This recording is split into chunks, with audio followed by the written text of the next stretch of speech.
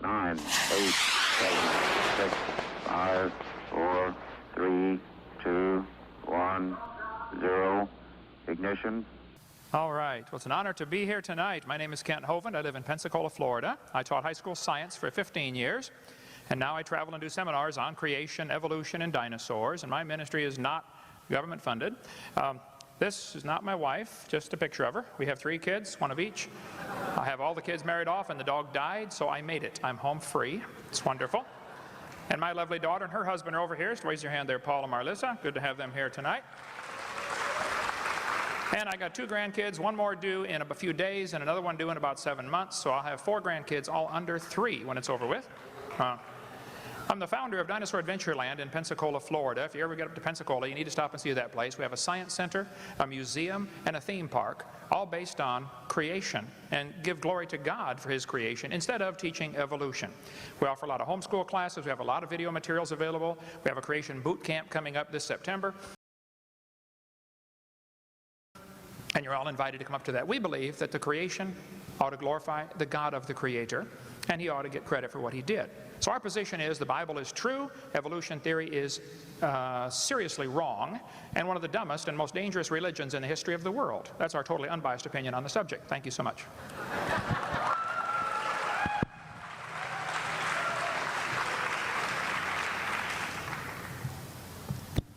Professors? I'll start. My name is Jim Strayer. I'm from Michigan. I started my educational career in a small Methodist school. I went there for 2 years and then transferred to Eastern Michigan University to get a major in biology and a minor in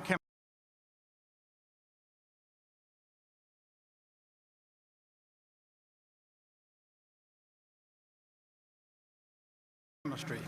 I taught school for a few years and went into the Army and served as a corpsman in the U.S. Army Hospital. I came home and after a few more years of teaching, I was awarded a National Science Foundation scholarship to get a master's degree in biology. I got that from the University of Michigan. Okay. Reinhold Sleeper. Are you finished? Sorry. No. Go ahead. I have around 100 hours of semester hours of science, and most of that's in biology. And I retired a few years ago, and since then I've been keeping active by giving lectures on Charles Darwin and evolution and related biological subjects. I'm very happy to be here, and I feel very comfortable in front of a college crowd, and we should have a good time.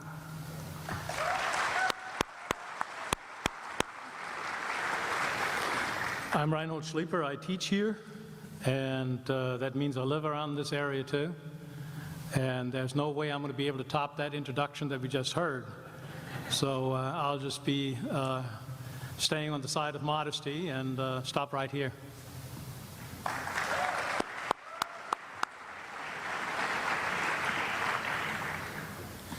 My name is Luther Reisbig. I'm a professor of aerospace engineering.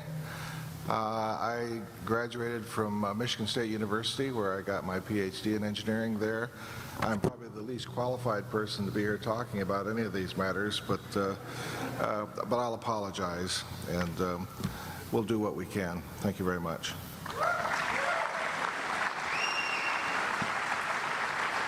Thank you very much. Dr. Hovind, you'll now have 12 minutes to make an opening case. All right, well, let's define a few positions. I believe very strongly that the Earth is about 6,000 years old. It was created in 6 literal 24-hour days. This position would make a few predictions. The Bible says clearly, in 6 days the Lord made heaven and earth and all that in them is. Everything created in 6 days. Now, based on that prediction, based on that premise, we can make a few predictions, which is what science is supposed to do. A scientific theory is supposed to allow you to make predictions. I predict, based on the Bible teaching, that the universe will show evidence of order and design all over the place, okay? I predict that we'll find thousands of symbiotic relationships in nature, animals that require certain plants and plants that require certain animals, and it works just fine because they were all created within a few days of each other. Not a problem at all for the creationist viewpoint.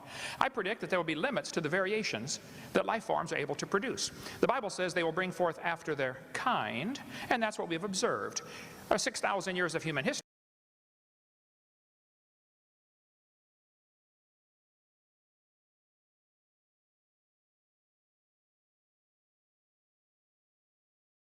shows us dogs produce dogs every time. Might be a big dog or a little dog, it might have curly hair or straight hair, but it's going to be a dog, guaranteed, okay? Farmers actually count on that. I mean, when they plant corn, they expect to get corn. And so far it has happened. So certainly there are variations, but there are definite limits to the variations, and this is where the major difference comes between the creationist and the evolutionist. I predict that there are not only limits to the variation, I predict that there will be actually a purpose to life because we were designed by a creator for a purpose. That's a prediction based on the Bible view. I predict there will be non-material things like love, sense of justice, mercy, innate knowledge of right and wrong, a conscience, and absolute truth. Those things are not possible with the evolution theory. They are the major difference comes between the creationist and the evolutionist. I predict that there are not only limits to the variation, I predict that there will be actually a purpose to life because we were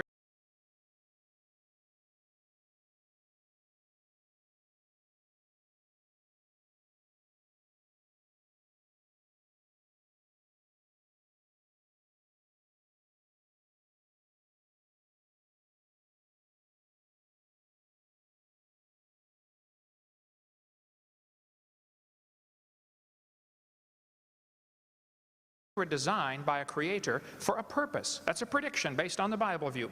I predict there will be non-material things like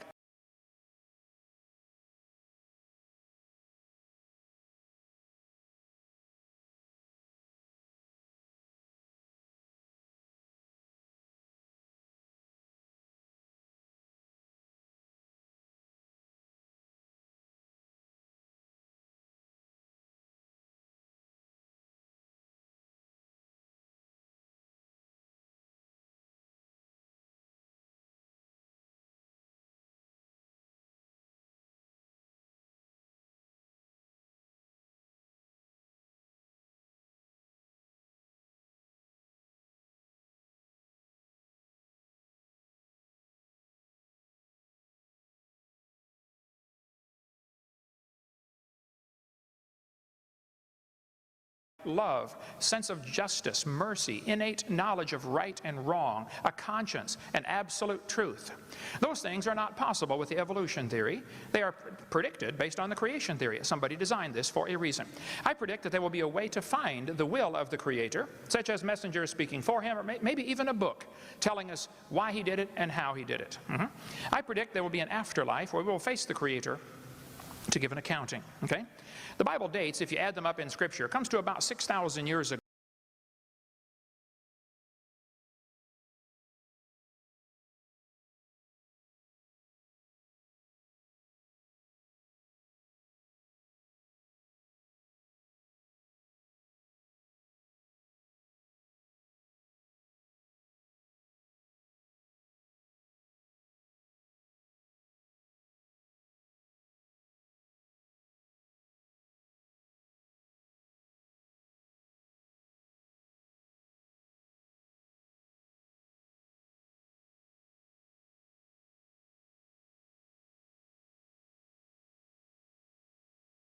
For the creation, not millions.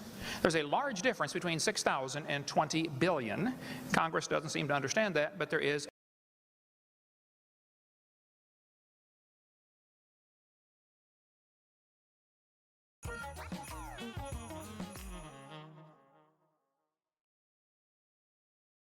a big difference, okay? Now,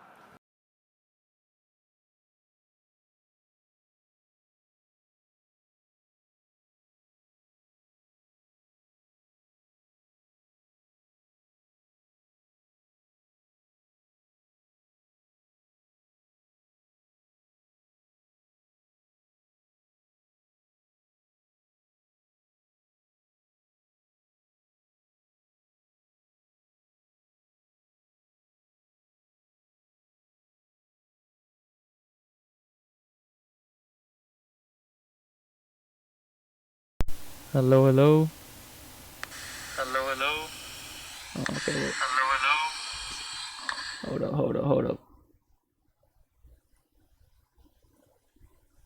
Interesting. Interesting.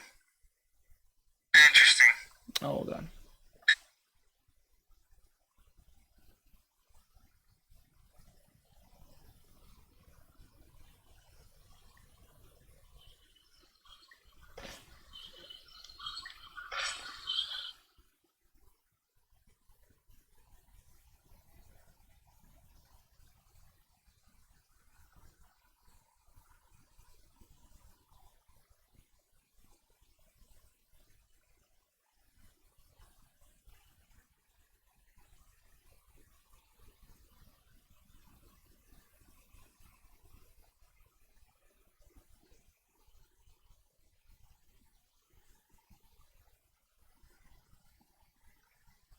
No, you were right. It was on my end.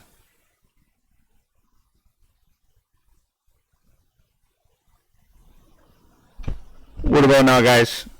Do you hear any like background noise, white noise? How's it sounding for you? Does it sound weird? Hear you fine? Alright, let me read through your thing. I didn't read it. I also think your mic is muted. There's no sound coming through. Alright. Yeah, man. So I just really wanted to touch on this topic because, well, before, have you seen this video? Do you know about this guy? What are your thoughts so far? Of what you already know?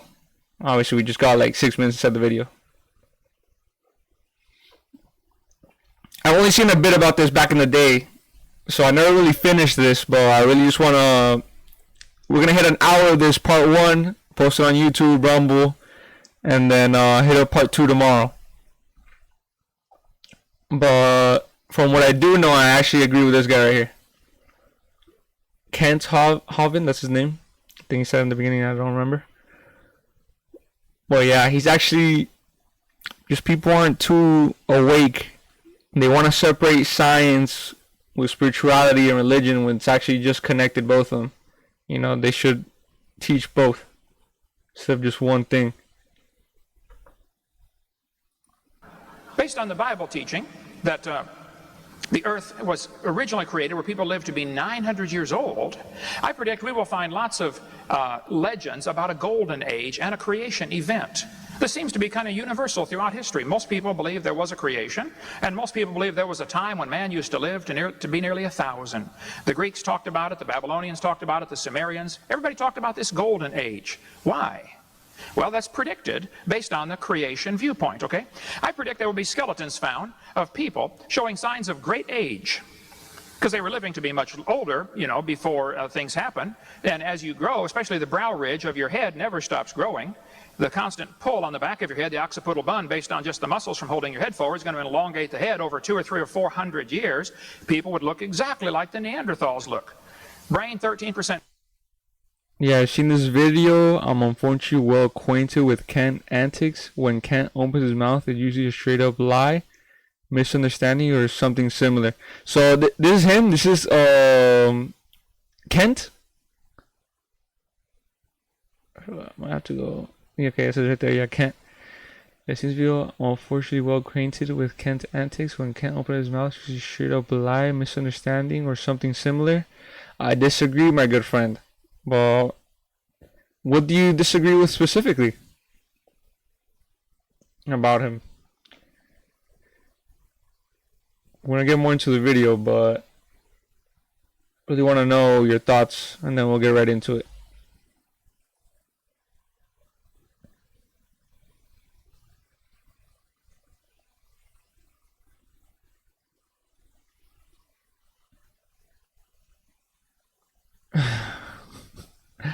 I don't even know what that means, brother.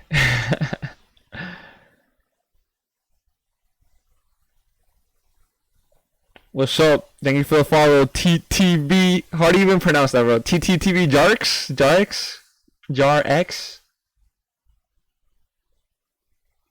This would be pretty crazy if you're watching this, bro. So we're just going to get into it. And bigger than ours, few strange things about their head, but 100% human in every respect. I predict that there will be biological problems with modern man, such as... You think in the future they'll pick up our skeletons, they're going to see our heads with like fucking headphone and dentions, bro? You ever seen the picture of the... what's this fucking thing?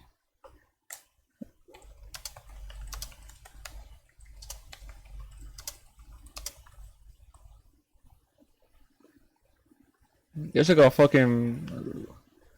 It's like a picture. Yeah, I think it's this one.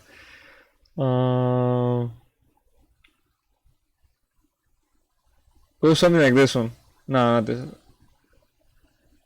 Yeah, freaking like hunched over like that with a freaking indented head or whatever. Yeah, look at that. It's fucking weird. Disgusting. Wisdom teeth, because we're not as big as we used to be. Obviously, you're a supporter of Kent. Can I ask why? If I went into specifics, I'd be here for ages. There's too many areas where Kent lies. If this is the of 200 reasons why evolution is so stupid video, I know there was a part where he's confused with the origin of the sun with the origin of the universe. That's just one example. We evolved to it. Then yeah. We evolve into it? Yeah, that's you don't want to evolve into that. 200 reasons why evolution is stupid. Well, they're just gonna debate about it, so I don't think that's that. Support can ask why. Okay, but tell me a specific position that he is for and you disagree that you think is a lie. Why I support Ken? Because I used to be an atheist till then I started believing in God, and then I was like, oh shit. Actually, scientists are trying to separate. Because look, when you study quantum mechanics, alright, science, it will literally tell you that nothing is real. It's basically your perception. So what they did is that they put a flat sheet, right? And they were looking how electrons would move through the sheet. So say it was going through it, it wasn't moving at all. And at the instance they were taking it, the atoms, electrons, whatever, wasn't going through it, was going through it, and was past it, all at the same time. So basically, it was only reacting to how we were perceiving it. So we were looking to the left, and they would be there. We're looking at the middle of the sheet, then it would be there. We're looking past it, it would be there. So certain things that we see in perception is not so true. So there's more to it. Also, the golden ratio is a big part of it too. How the world is basically mathematically not perfect, because we won't really know what perfection is if we see it. We'll probably be blinded to it, but the world works in math. The universe speaks to us in math. There's certain things in place around us that are mathematically designed just the way we are too, from our lungs, our heart, our brains, everything. So if you don't believe in certain things as in out of this existence, because there's more than one dimension, all right? There's the first dimension, second dimension, third dimension is the fourth dimension, which we cannot perceive because we're here only looking at two-dimensional things. When we're seeing two-dimensional things, I cannot see what's behind my hand. I can only see what's in front of it. We're three-dimensional beings, but we cannot perceive fourth dimension thing unless you have an astral projector and then you see yourself in the fourth person sort of view, if you've experienced that. So there's a lot of things that he's going to touch upon that I do agree on, but basically it comes down to this: do you believe in God or not? No one, I was saying before, I don't know if you saw this, but nobody believes that God isn't real. You either agnostic or you believe in God. There's no people that say they're, oh, I'm an atheist. No, you don't. People, if they're atheists or whatever, they still say, oh, God, why? Oh, fuck you, God. Oh, I love you, God. Oh, thank God, Jesus Christ. They'll say these things. They'll subconsciously know these things, even if they try to deny it. And we're developing. But let's go into it and then we can discuss more.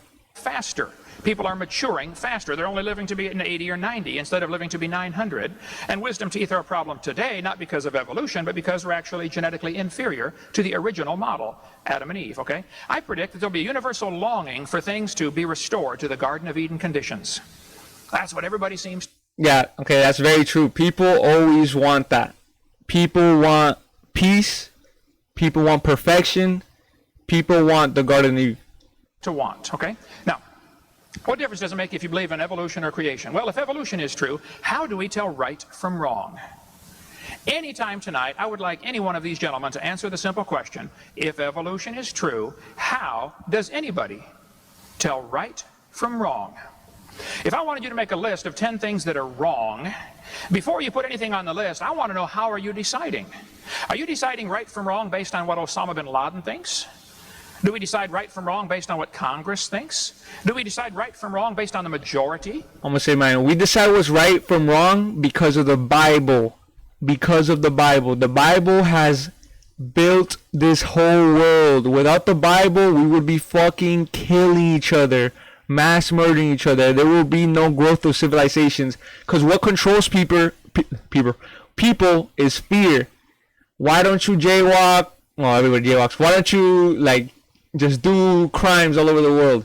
Because you're afraid of the government. Why don't you not listen to your father or mother because you're afraid of them? Because your fear controls you. You're scared of death, so you don't do certain actions that may cause you to die. Because you fear God is why you do good and bad. How do you decide right from not try wrong? to do wrong? Simple question. I've never had it answered. If evolution is true, death brought man into the world, and death is actually the hero of the plot. Because Difference doesn't make you believe in evolution. if evolution is true, one animal evolves a little better than the rest for some reason, maybe a mutation or something. What must happen to the rest of them? They have to die. Otherwise, the good genes are diluted back into the population and lost. Evolution is a religion of death. Death is actually the hero of the plot. If the Bible is true, then man brought death into the world. If evolution is true, death brought man into the world. These two views cannot... Wherefore, as by one man sin entered into the world, and death by sin, and so death passed upon all men for all that have sinned. ...possibly be more opposite. Somebody is wrong. And I enjoy... Since by man came death, by man came also the resurrection of the dead. For as in Adam all die, even so in Christ shall all be made showing alive. who they are, and that's why I'm here. Okay, now,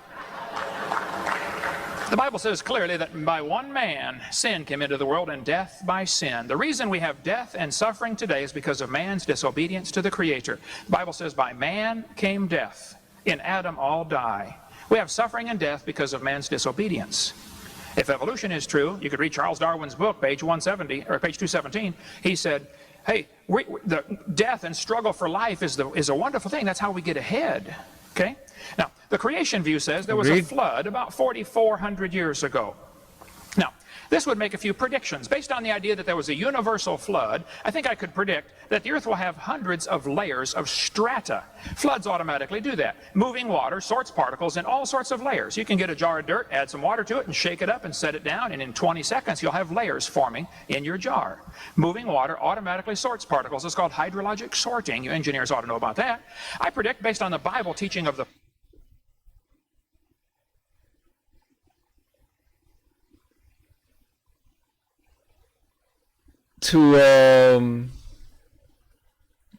my bad.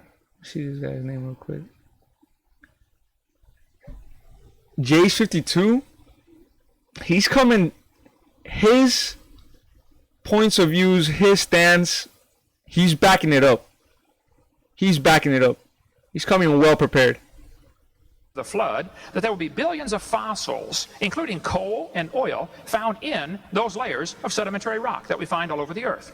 I predict that there will be huge canyons and deltas showing evidence of rapid, massive erosion. I predict there will be legends of this worldwide flood found in cultures all over the world. That's a prediction based on the biblical view. Biblical view of creation is certainly scientific. It makes predictions. Okay? I predict there will be petrified trees in the vertical position, extending through all of these layers. Thousands and thousands of these trees have been found around the world, petrified, standing up, connecting layers that some people want you to believe are different ages. Now, I don't know how long a dead tree stands up around here before it falls down, but up in Pensacola, you get maybe 5 or 10 years maximum before the tree falls over. And yet they're telling us these layers are different ages. We have dozens of pictures of these polystrate fossils on our website, drdino.com. Now, if somebody wants you to believe the layers are different ages by millions of years, well, they're welcome to teach you whatever they want, but this is simply not in accordance with the evidence.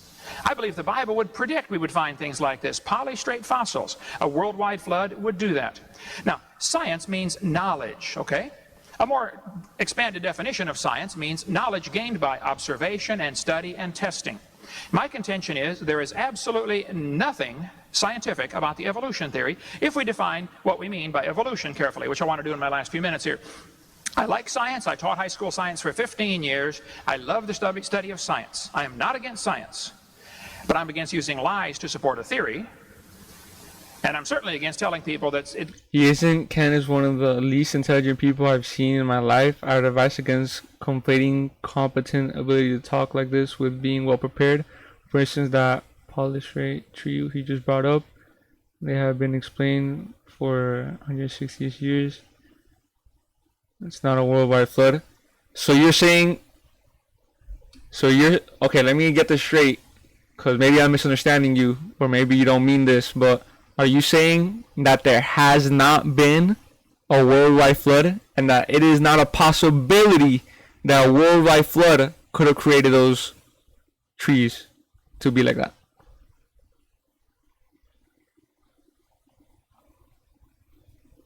If he's the least intelligent, bruh, you have not spoken to a lot of people in this world, because he's speaking very well. He's coming prepared. He's backing up everything through his PowerPoint, explaining everything very clearly. Not studying too much, that I've noticed. Was a high school teacher also. There was no worldwide flood. What do you mean by there was no worldwide flood? Okay, because obviously, if we're saying that the whole world was captivated by water and there was no inch of earth whatsoever, then no, I agree that there was no worldwide flood like that. But could there have been a flood that, okay, then you don't believe in the asteroid hitting the earth and that science. That science right there saying that the asteroid hit the earth, made a huge explosion, that's why the moon is there. So if the asteroid didn't hit the earth, which science says it does, then no flood happened? If an asteroid would hit the earth and then a piece of the earth would become the moon, there would have to be a flood. That impact would have moved the ocean so much that there would have been a worldwide flood. So a worldwide flood is very possible. It's very, very, very possible. If we were to nuke each other right now, Russia, US, China, there will be a worldwide flood. So if you're saying there is no such thing as a worldwide flood that could possibly have happened, then I don't know, bro. There are many instances that worldwide flood could happen easily. science can go farther than it really can, okay? Now, Texas has a law that requires textbooks to be accurate. So does Florida. Florida Statute 1006 says there must be accuracy of instructional materials. Textbooks ought to be accurate. Wisconsin says textbooks ought to be accurate. Alabama. Nonchalant floods described in the Bible didn't happen. You are a bit confused about the timeline. The hypothesis occurs that when the earth would still be in early formation, there would not have been an ocean, the earth at that time.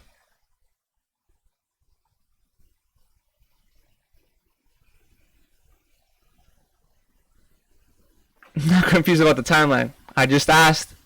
You just said, correct, there was no worldwide flood. I'm asking you, is there a possibility? Are you saying that in the Bible, the Noah Ark, that didn't happen? Or were you saying that it never happened at all? There was never an instance in the Earth's lifespan that there was no worldwide flood?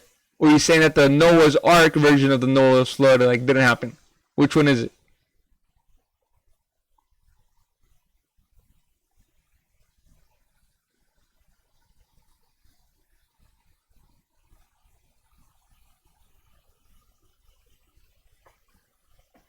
There was water though. We're talking about the Bible version of how the earth was built. Yes, there was water. Alabama says textbooks shall be adequate and current. California says textbooks shall be factually accurate. Minnesota says a teacher shall not deliberately suppress or distort subject. Now, am I saying that, oh yeah, it happened and this and that happened? No, because I wasn't there, so there's no such thing as me saying, oh yeah, it happened. But is there a possibility that there was a worldwide flood? I absolutely believe that there could have been a worldwide flood in the Earth's lifespan. It's naive to believe that there was no such thing as that. Subject matter. These are all We can make it happen today. Today. But not one of those states enforces them. The textbook says we have evidence of evolution. Okay, what kind of evidence do they give? Global flood didn't happen, plus Noah's flood didn't happen. There's no evidence at all, either of those things. For a global flood to have happened, it would have left marine layers spanning the entire globe. No such layer exists, though. Bro, we haven't even explored most of the ocean.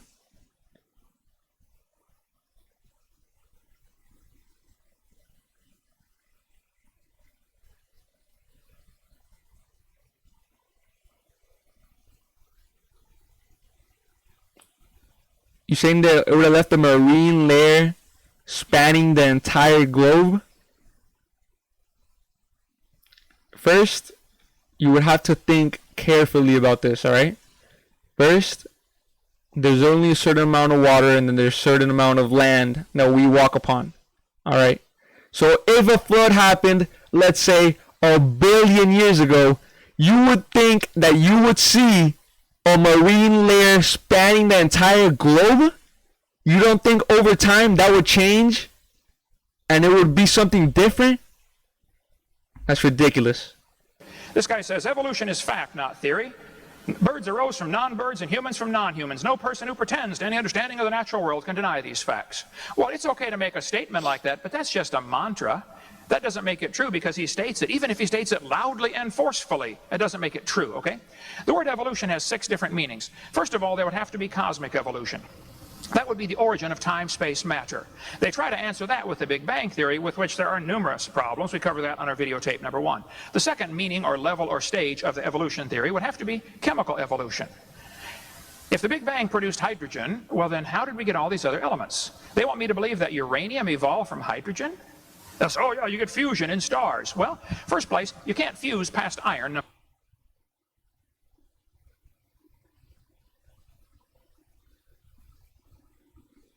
We have not have enough information to even do that sort of testing. That let's say a flood happened 1 million years ago, that it will show 1 million years prior. So that philosophy that you're spewing right now is super. It's not tested. This can't be a fact. That's just an opinion if you want to say that. That events on that scale will leave behind evidence. I mean, you just denied the evidence that he just said. He just showed you evidence, and you're saying no to it. To produce the elements, you have a chicken and an egg problem here. Which came first, the elements to make the stars or the stars to make the elements? You have a real problem here, but they never talk about chemical evolution. I'd like to hear that answer tonight. Thirdly, we'd have to have stellar evolution. The stars would have to evolve. Nobody's ever proved. So you disagree with him? Do you believe in evolution? Yes or no? The formation of any one star. We see a few spots getting brighter, and they're assuming a star is forming. No, it could be the dust is clearing. It could be a supernova taking place. There's all kinds of explanations. Nobody's ever proven a star can form. And yet it's known now that there are about 11 trillion stars per person. You accept evolution. Okay, why are there monkeys? Why are there monkeys and why are there humans? Why are there different type of apes? So we just saw, he just showed you about the dogs, right? Saying, oh, dog will have a dog, this isn't that, it will not change. Same thing with corn. You will have different sorts of corn and they will always grow corn. If you have monkeys, you will have different sort of monkeys and they will have monkeys. So how are we different from them? It's impossible. On this planet. Oh, where am I? 1322.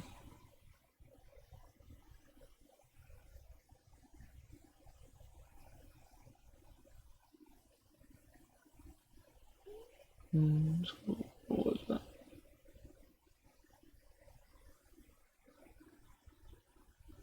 Strongly that the Earth is about 6,000 years old. It was created in 6 literal 24-hour days. This position would make a few predictions. The Bible says clearly, in 6 days the Lord made heaven and earth, and all that in them is. Everything created in 6 days. Now, based on that, I forgot. Star. You see, if the English calls.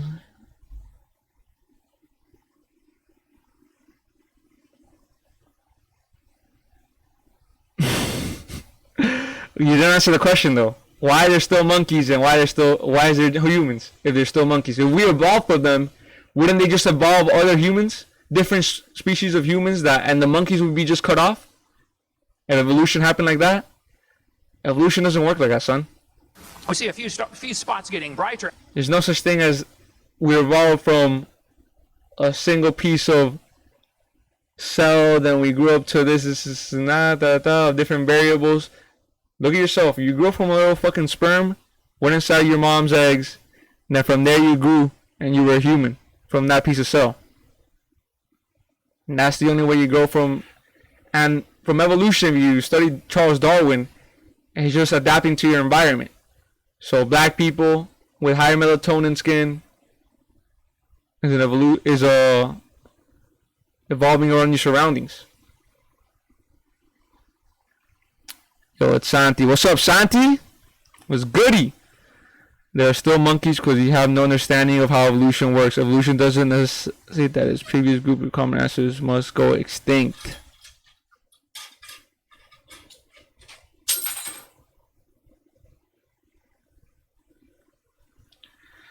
Bro, you're saying I have no understanding of how evolution works. Evolution is still a theory. It's a theory. It's not a fact. Alright?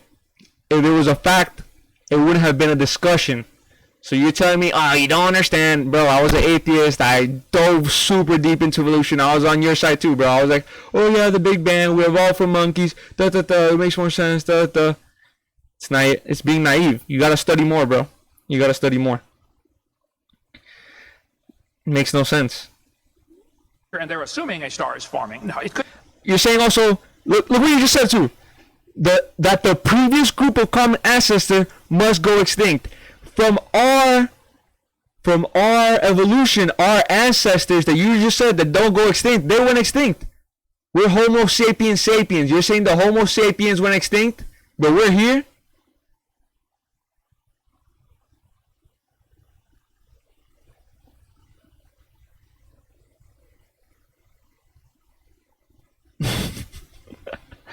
It's called the evolution theory. It's not an evolution fact. That's why it's still disputed. People don't dispute 2 + 2 = 4. Alright? They dispute this because it hasn't been proven. Could be the dust is clearing. Come on, brother. Could be a supernova taking place. There's all kinds of explanations. Just contradicting yourself. A star can form. And yet it's known now that there are about 11 trillion stars per person on this planet. Each of you could own 11 trillion of them. How did the stars evolve? Fourthly, we have to have organic evolution, the origin of life. How did life get started? Fifthly is macroevolution, where an animal changes to a different kind of animal. Nobody's ever seen any of these first 5. Lastly is what's called microevolution. I object to the term, but they use it, so I'll use it. But theory of science is just different than the theory we use in the vernacular. You should be into all scientific theories in the grade 9 science class. Microevolution tells us there are varieties within the same kind. Big dogs, little... So you don't believe in a higher power. You don't believe in the... First of all, study quantum mechanics to understand a little bit more about how this world actually works right now. Second,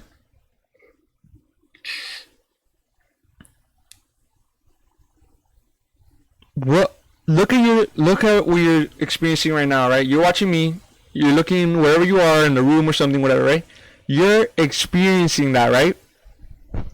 This is going into your memories. This is real life to you, right? This is the real thing.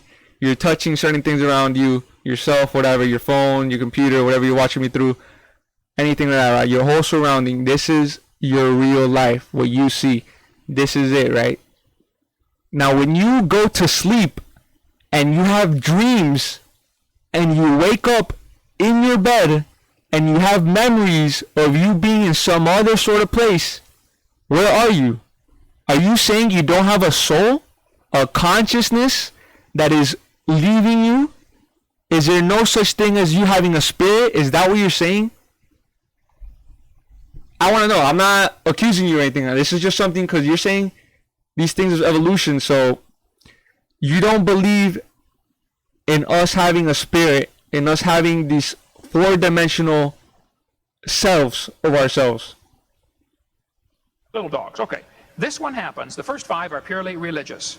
And if you want to believe in those first 5, you enjoy yourself, but don't call it science. And don't make me pay to teach that to the next generation of kids as part of science, because it's not. It's nothing but a religion. They teach 20 billion years ago Big Bang, and that's what the evolution theory is based on. You have to have an origin point. 18 or 20 billion years ago, there was a Big Bang. I think the evolution theory, as is currently taught in our textbooks, is totally unscientific. There's no... Also, I would say like 5, 6 years ago, I would be super against this dude. And I would be like, oh, this guy is coping, he's crazy, the science.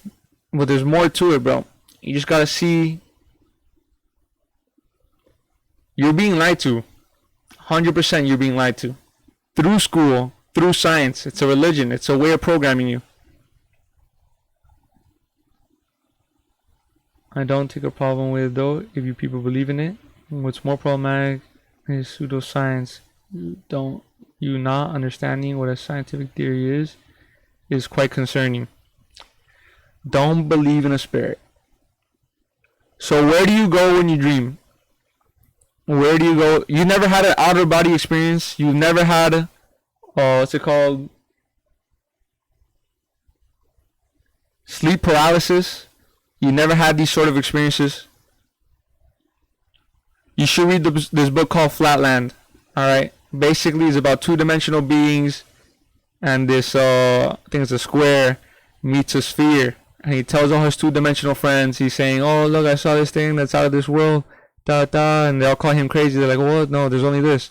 Then the three-dimensional sphere grabs the two-dimensional square, lifts him up, and then shows him around. And then he tells the three-dimensional sphere, he says, if there's a 3 dimension, then there's a 4th dimension. And then he says, no, there's nothing above me. It's egotistical to believe that this is it. That there is no higher plane or dimension. Just because you can't see it doesn't mean it's not there. Not a shred of evidence to back it up, and I simply resent paying for it. So my position is that the evolution theory, which teaches clearly 20 billion years ago Big Bang, then it says millions of years of torrential rains created the oceans as the Earth cooled down, cooled down into a rocky crust, and then oceans formed over millions of years. This textbook says, swirling in the waters of the oceans is a bubbling broth of complex chemicals. Progress from a complex chemical soup to a living organism. This is what you believe in, bro? Sure is. It don't even happen. That's how slow it is. This guy said the first self-replicating systems must have emerged in this organic soup. So according to the evolution theory, 20 billion years ago Big Bang, 4.6 billion years ago the Earth cooled down. It rained on the rocks for millions of years and turned them into soup, and the soup came alive 3 billion years ago. So great-great-great-great-great-great-grandpa was soup. Okay? Now, it's true there's a lot of dogs in the world, but they didn't come from a rock. Oh, look right there. Bro, this is how it is, bro. For monkeys, then there's just different types of monkeys. Same thing would be humans, and then different types of humans, from Asians to blacks to Hispanics to Indians, whatever. We do not change. Same thing if you grow corn, there'll just be different types of corn, but it won't be a different sort of species. It's 4 billion years. No, I never had an out-of-body experience. I don't take LSD. You don't need to take LSD to have an out-of-body experience, bro. Joking aside, sleep paralysis is a medical condition, and it sounds quite scary, to be honest. Again, well, I don't know if you've had it or not, but... bro, it's like, you just gotta be more aware of your consciousness. It could be scary. It is, because you're in that sort of state, and if you think about negative thoughts, you attract that negative energy. So you can attract negative things towards you. A medical condition, everyone has it, bro. Anyone has it. Even if it's just when they were kids, maybe, or they have it when they're older, everyone has it at least once in their life, if they're aware or not. Or they have it and they just be like, oh, it's a dream.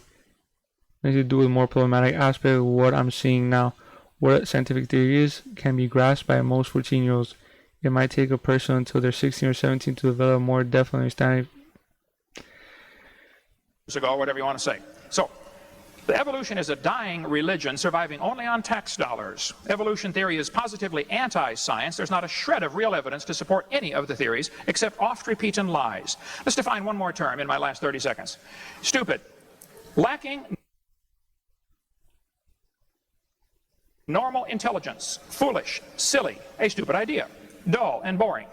Evolution is not even a good theory. I think it is stupid. Thank you.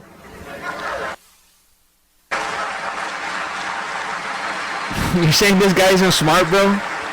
Tripping hard. Tripping hard. Professors, you'll now have 12 minutes to present your opening arguments, and additional 5 minutes. And bro, I already know if you're an atheist, you hate yourself. And you don't understand what love is. Straight up, you're depressed. Dr. Hoven's position, and state a question back to him. Thank you. Well, I suppose you'd like to know what I teach when I teach evolution. I think you should take a look at the black sheet up here to see what the definition of evolution is.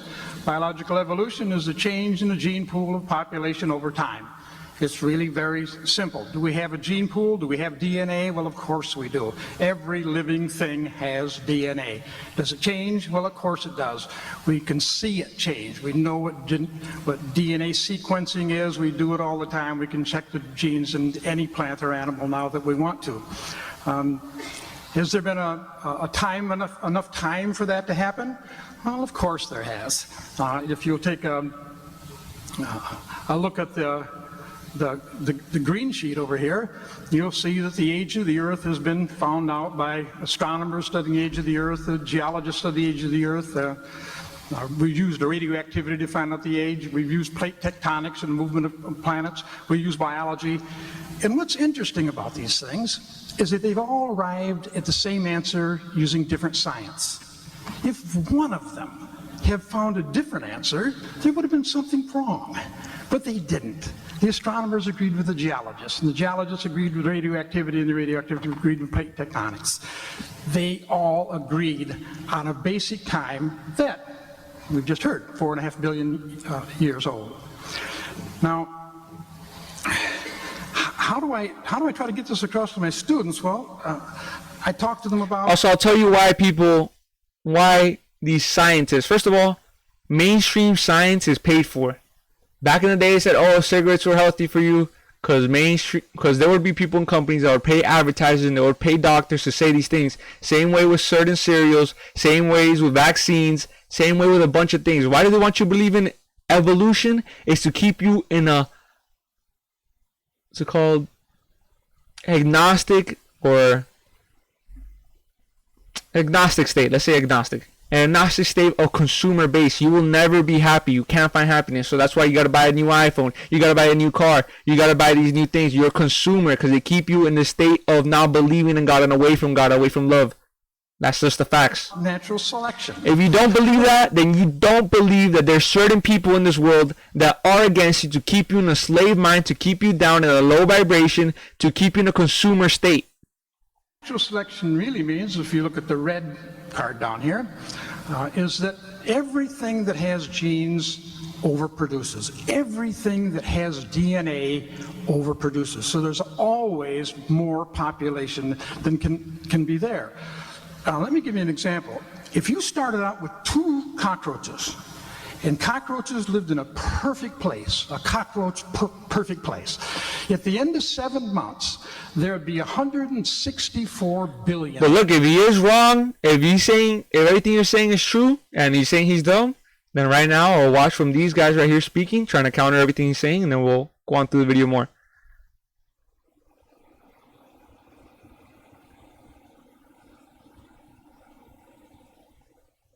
Of them. Well, there's not 164 billion of them because there's no perfect place for them. Instead, they're in competition with each other. They're in competition for food, they're in competition for space, and they're in competition for mating. So what happens is that there has to be a survival. Well, who survives? Some people say the survival of the fittest. Well, that means you don't understand evolution. It's not survival of the fittest. It's survival of the one that can live long enough to find a mate and reproduce. Ants work together. Only one of them is going to reproduce. The rest of them are going to try to help somebody reproduce. So it's survival of the fit, not survival of the fittest. And then, of course, what happens is those individuals get to reproduce, and that species survives. But look, we talked about billions and billions of cockroaches not surviving. Why is that? And the answer is they had some genetic changes that weren't good. The idea is to have some tiny little changes in your DNA. Maybe it takes 5 or 6, 7, 20 generations for it to show up even. But when it does show up, it's good. Evolution is extremely inefficient. So is photosynthesis inefficient. Biological processes are inefficient. It's just a bad design. But what happens is some of them make it and some of them don't. So when I'm doing this, I have to use some kind of a science. So if you look at the black sheet down here with the blue markings around it, I talk about fossils, and I talk about genetics, and I talk about homology, or the structures of plants and animals, and I talk about distribution in the planet, and I talk about embryology. But what's interesting about these things is they all agree. They all approach evolution from a different point of view. I wish these guys had like a PowerPoint too, so they can literally show their topics and their points of view just with a visual. And yet they agree. If we didn't have any fossils at all. Sometimes I don't like watching sort of these sort of debates when like this guy Ken is a little bit more prepared than these guys. None. It wouldn't matter. We With the still have PowerPoints and enough stuff. information to prove that evolution took place. If we didn't have any homologic structures to look at, it doesn't matter. We still have enough evolution facts to show that it took place. Now, I had a problem solved for me by the Supreme Court. It happens that there have been 9 cases brought by creationists to the federal courts against evolution. They were competing against each other in the Supreme Court. The first one of those cases that really was important took place in 1968. Who is refuting this? But in 1982, the Supreme Court case of McClellan versus the Kansas Board of Education ruled in a decision that gave a detailed definition of the term science. The court declared that creation science is not, in fact, a science. What that meant is that people who were teaching high school, like me at that time, that meant I couldn't teach creation. It was a religion. You know, I could teach evolution because it fit the definition of science. Now, that court case was challenged by 2 teachers. One of them challenged it on the basis that he had the right to teach because of freedom of speech. He could do what he wanted to in his class. Yo, J52, are you And he vaxxed? lost that case. And he lost it very simply because he was trying to teach creation in a public school that doesn't allow religion to be taught in a public school. He lost. He should have known better to bring the case. Yeah? And then another guy challenged it. He Tells me challenged everything, the brother. idea that, well, I'll make my own curriculum. I'll show those guys. Well, of course, what happened is the school board said, Gotta be natural, son! the curriculum in this place. Oh! Gotta be natural, boy! Don't get vaxxed! No. I What you talking hope about? you understand why the creationists want to get to the 7th grade. Believe the science! People are You want to get to dying! the 7th grade because that's the only place you can talk to school boards who don't know anything about evolution. Let me explain this to you. When I'm going to use a textbook, what do I use? I use one like this one. Now, this textbook is a pretty basic text. What are you talking about? Used in the University of Florida, University of Michigan, and any large school in the United States. It's small schools. As a matter of fact, Anybody who's vaxxed, bro, you were pressured into it, to be honest. Super high pressures, media, radio, just anybody who was down, literally were hitting the radio all the time. Oh, if you're not vaxxed, you're hurting your family, your community, this and that, you're putting everybody in danger.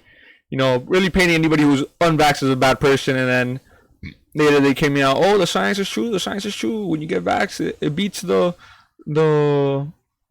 disease. And then later it came out, oh no, you need to get the second boost because the first one, oh, that's not going to be as much, so you need 2. Oh, well, you need the booster, the third one, and then the 4th one, you get a shot like 4 or 5, 6 times.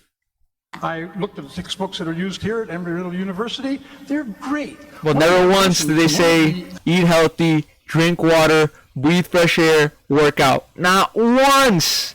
Not once in the news, in the radio, not once did they say that. Not once. They said, go get your shot. Ecology books here. That's the science. Not working out, not being healthy. That's not the science. The science is get the vax. This is what I had to use. And if you think about it a second, all the facts in here have to be able to stand scientific scrutiny. Somebody is looking at these babies, you know? Well, here's what you find out.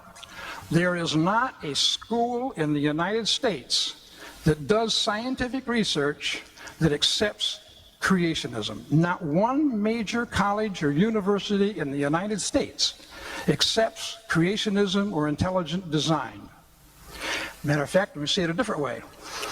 I really checked, I really looked, and I couldn't find a major college or university in the world that accepted creation or intelligent design. Now, I thought, the teacher, I gotta find out about this stuff. So where did these guys get their ideas? So I ordered some. All right, so go for the stream and the later YouTube video. All right, here, let's look it up. So let's find out the.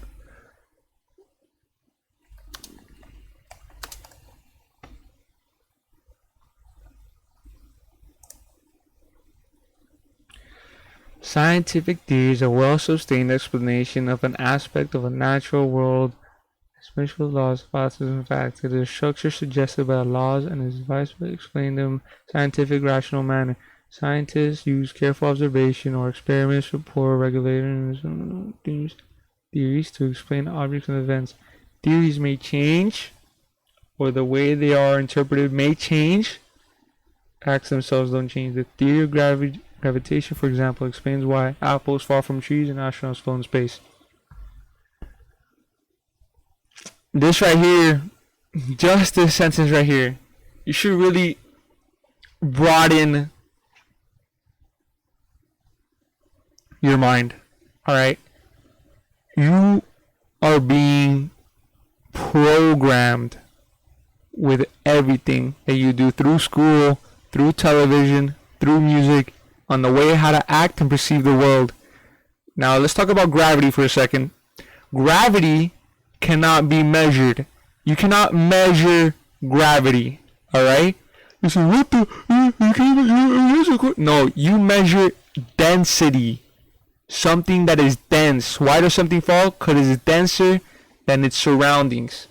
So this mouse, whatever, will fall. This Gatorade bottle will fall. Get a balloon, fill it up with helium, and it will rise. So a helium balloon is reading gravity? No. Because the way we perceive gravity is so wrong. It is through density and mass that we see things, not because of this gravitational pull. It is through magnetism. Theory, a set of statements, a principal device to explain a group of factors, phenomena, especially one of those.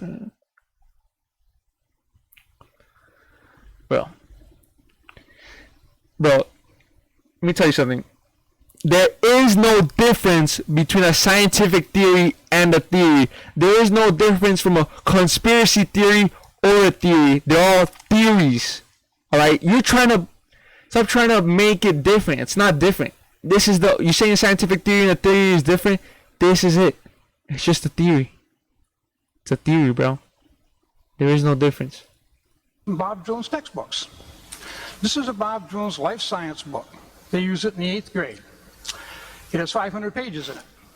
It has 250 references to biblical verses to explain science. It has not one reference to a scientific journal or book. It uses the term God 380 times, Satan 3 times, and hell twice. Oh, look at that. He's prepared with things. Book that Bob Jones puts out for high school students. Yeah, it would be nice if you had like a PowerPoint too to show us like these pages and stuff. It has 692 pages, 350 references to biblical verses to prove science. Not one reference to any scientific journal or scientific book. It mentions God 600 times and Satan 40 times. This book is printed right here in Florida. You know it's a creation book because it says so. God's living creation. It's a creation book. Oh. This company claims that they are the largest textbook publishers for creationist schools in the United States. Do I? Do I sound robotic for real?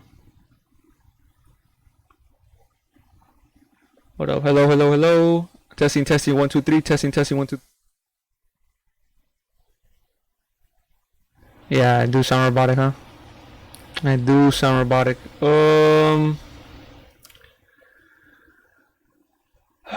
We just have to deal with that.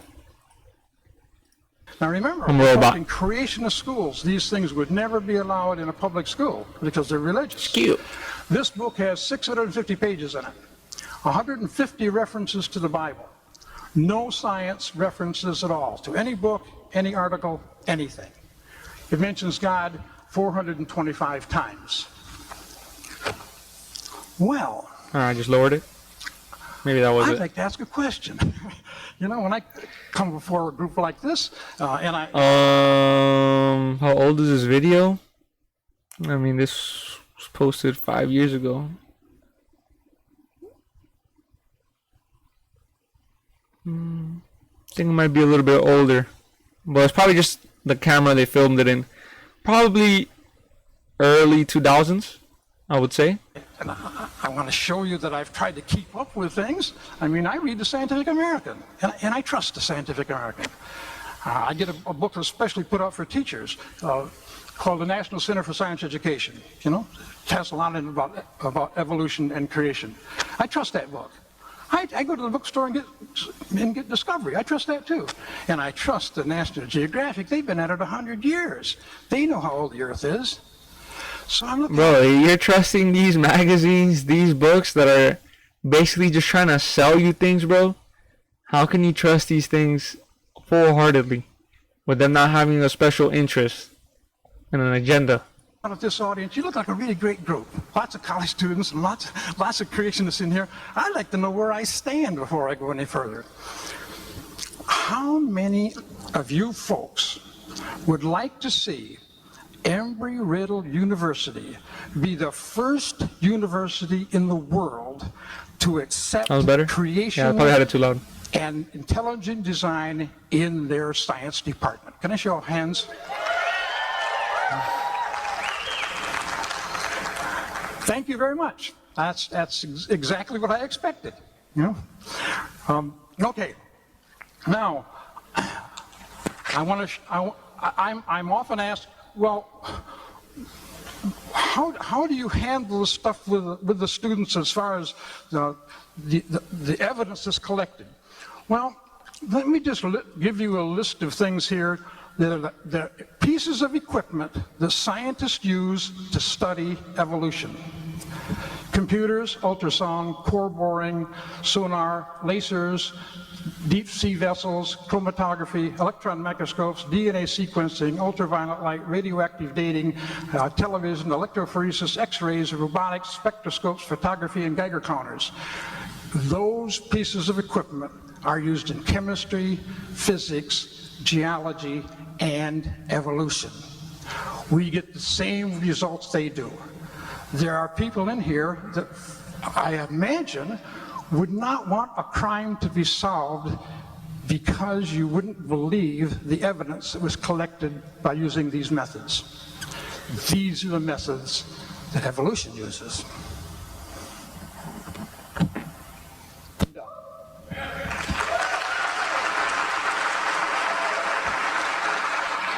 Professors, you'll have an additional 5 minutes to rebuttal Dr. Hoven's opening statement and to pose a question to him.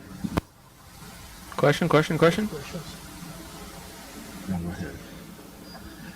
I am curious about your presentation, which was, you know, I am impressed. The only one who I've heard speak that quickly was a Texas auctioneer, but I tried really hard to concentrate and get it all. It's so funny, dude. When he first started his intro, he was like, "Oh, I would just be humble." The Earth was created 6,000 years ago in 6 days by God.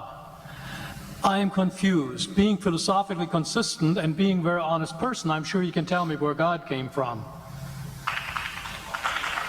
And in addition, once you've told me where God comes from, please try to clarify how you can figure that a spiritual force can have an impact on a material universe to create it. I think that some years ago we already talked about that kind. All right, let's let's go back to this real quick, because I'm gonna just go say my thoughts on it. Then we'll see what Ken says. Which was, I am impressed. Because this is a good question that a lot of people ask. Speak that quickly was a Texas auctioneer, but I tried really hard to concentrate and get it all. The earth was created 6,000 years ago in 6 days by God. I am confused. Being philosophically consistent and being a very honest person, I'm sure you can tell me where God came from. Where God came from? That's a question that everyone wants to know. Who made God? Let me tell you something. Cope with this. Understand this. You must realize this. You will never figure that out. Deal with that. Deal with that. You are just a human. You are undeserving to know. You will never know. Come to an agreement with that. You will never know. If God were to present himself in front of you, your brain will probably fucking melt. And in addition, once you've told... You cannot figure out everything in this world. If you figured out everything, if we came to such a civilization where we figured out everything, life would be so boring. It would be the worst. Where God comes from, please try to clarify how you can figure that a spiritual force can have an impact on a material universe to create it. I think that some years ago we already talked about that kind of thing in philosophical circles at any rate, by posing the question. Also saying how a spiritual being changed of this physical world and stuff. If you believe in multi-dimensional worlds, multi-dimensional beings, different dimensions, how are they created? Every time that you think of yourself doing something different, you're creating a different dimension just with your thought. Just with your thought, you're creating a different world. That's how crazy it is. That's how crazy it is. When you say, oh, if I would have taken a left, I wonder what could happen then. You just created a new dimension. Every single time you do an action, there's something else that you could have done, and you're creating a different dimension every single time. So you're creating dimensions, worlds, every single time with your thoughts, with your spirituality. If angels are made of spiritual matter, and a pen is made of material matter, and spiritual matter displaces no space, how many angels can dance on the tip of a pen? I have a sense of sort of reversal experience here, but please do, go ahead. You got 5 minutes. Now, I just want to know which question. That's all right, you may take the rest of the minutes. We're supposed to do one question at a time. Which one would you like? That was part of the format for the debate. So which question? I want you to fill in the story of the rest of the beginning of the universe. God, spiritual matter, impact on material matter. Okay, so 2 questions. All right. Go ahead. All right, your question, where did God come from, assumes that you're thinking of the wrong, obviously it displays that you're thinking of the wrong God, because the God of the Bible is not affected by time, space, or matter. If he's affected Trinity, by time, space, the holy or matter, number 3. he's not God. Time, space, and... You see the holy number all the time. 3. Gas, liquid, solid, time, space, matter. Matter is what we call a continuum. All of them have to come into existence at the same instant. Because if there were matter but no space, where would you put it? If there were matter and space but no time, when would you put it? You cannot have time, space, or matter independently. They have to come into existence simultaneously. The Bible answers that in 10 words. In the beginning, there's time. God created the heaven, there's space, and the earth. There's matter. Trinity. So you have time, space, matter 3. created, a trinity of trinities there. Just, time is past, present, future. Space has length, width, height. Matter has solid, liquid, gas. You have a trinity of trinities created instantaneously, and the God who created them has to be outside of them. If he's limited by time, he's not God. The guy who created this computer is not in the computer. He's not running around in there changing the numbers on the screen, okay? The God who created this universe is outside of the universe. He's above it, beyond it, in it, through it. He's unaffected by it. So and the concept that of a spiritual force. What he's saying right now can go over so many people's heads. It's so crazy. We're going to go back a little bit right there so you can really absorb that in. Really try to understand and try to just get yourself out of your body to listen to this, what he's saying. Try your best to imagine and perceive this. If he's affected by time, space, or matter, he's not God. Time, space, and matter is what we call a continuum. All of them have to come into existence at the same instant. Because if there were matter but no space, where would you put it? If there were matter and space but no time, when would you put it? You cannot have time, space, or matter independently. They have to come into existence simultaneously. The Bible answers that in 10 words. In the beginning, there's time. God created the heaven, there's space, and the earth, there's matter. So you have time, space, matter, created a trinity of trinities there. Just, time is past, present, future. Space has length, width, height. Matter has solid, liquid, gas. You have a trinity of trinities created instantaneously, and the God who created them has to be outside. I said before, the universe speaks to you in numbers, and God speaks to you in numbers. And then that way he just said also liquid, solid, gas, time, space, matter, length, width, height. These numbers showing you of them. This pattern about life in the world. He's not God. The guy who created this computer is not in the computer. He's not running around in there changing the numbers on the screen, okay? The God who created this universe is outside of the universe. He's above it, beyond it, in it, through it. He's unaffected by it. So the concept that a spiritual force cannot have any effect on a material body, well then I guess you'd have to explain to me things like emotions and love and hatred and envy and jealousy and rationality. I mean, if your brain is just a random collection of chemicals that formed by chance over billions of years, how on earth can you trust your own reasoning processes and the thoughts that you think? Okay, so got him. Your question, where did God come from, is assuming a limited God. And that's your problem. The God that I worship is not limited by time, space, or matter. If I could fit the infinite God in my 3-pound brain, he would not be worth worshiping, that's for certain. So that's the God that I worship. Thank you.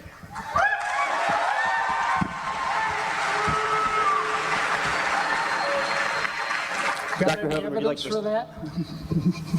Would you please present a You question? sure you have any evidence for that? Other side. Everybody. I was curious about the previous presentation. He said he trusted National Geographic, just to give you one example, okay? Oh yeah, saying they trusted these. The Bible teaches clearly that the birds were made on the 5th day, and the reptiles were made on the 6th day, okay? Evolution teaches exactly the opposite. Reptiles first, and then birds. The Bible says birds first, then reptiles. Actually, everything about the evolution. Oh well, I'm gonna head off. My advice, don't take Kent serious. He's a liar, a fraud, about scientifically literate as a sparrow on crack. Hey man, my bad. I'll put that lower. Sorry. I didn't mean to do that. Before you leave, don't try to put people down like that, If he has a different worldview of things, these people on the other side and yourself that have a different view, just try to listen as much as possible, not try to bring them down or insult them, but just try to understand and see where they come from, so just see their point of view. We can only grow if we discuss and we share ideas. We might not agree with them, but that's the best part. Why would you want to agree with everyone and everything all at the same time? You will not grow that way. It is good to have discourse, and then people like Kent and the other side too.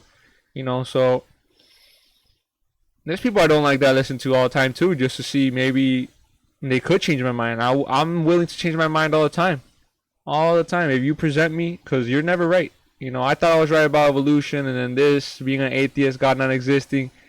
And then I just paid more attention, read more, listened more. Plato, Aristotle, Shakespeare, Neil deGrasse, read his book, didn't like it. Thought there was a lot of words that just mislead people. Had great teachers. Shout out my boy Mr. Kianoff, my science teacher. Absolute genius, to really pay attention to the books you're reading and the words they use. Those are charlatans. No, you don't gotta respect them. You don't. You know, respect is earned. Absolutely, I agree with you. You don't need to be sensitive to have common sense. It's true.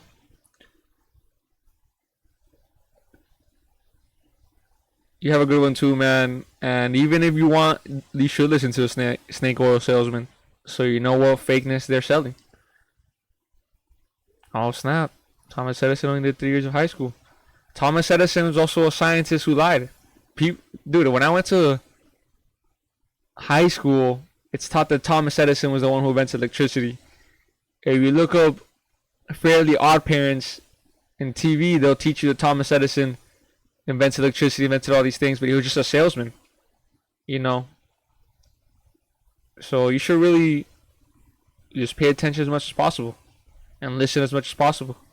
Theory is backwards to what the Bible teaches. Somebody's clearly wrong on this.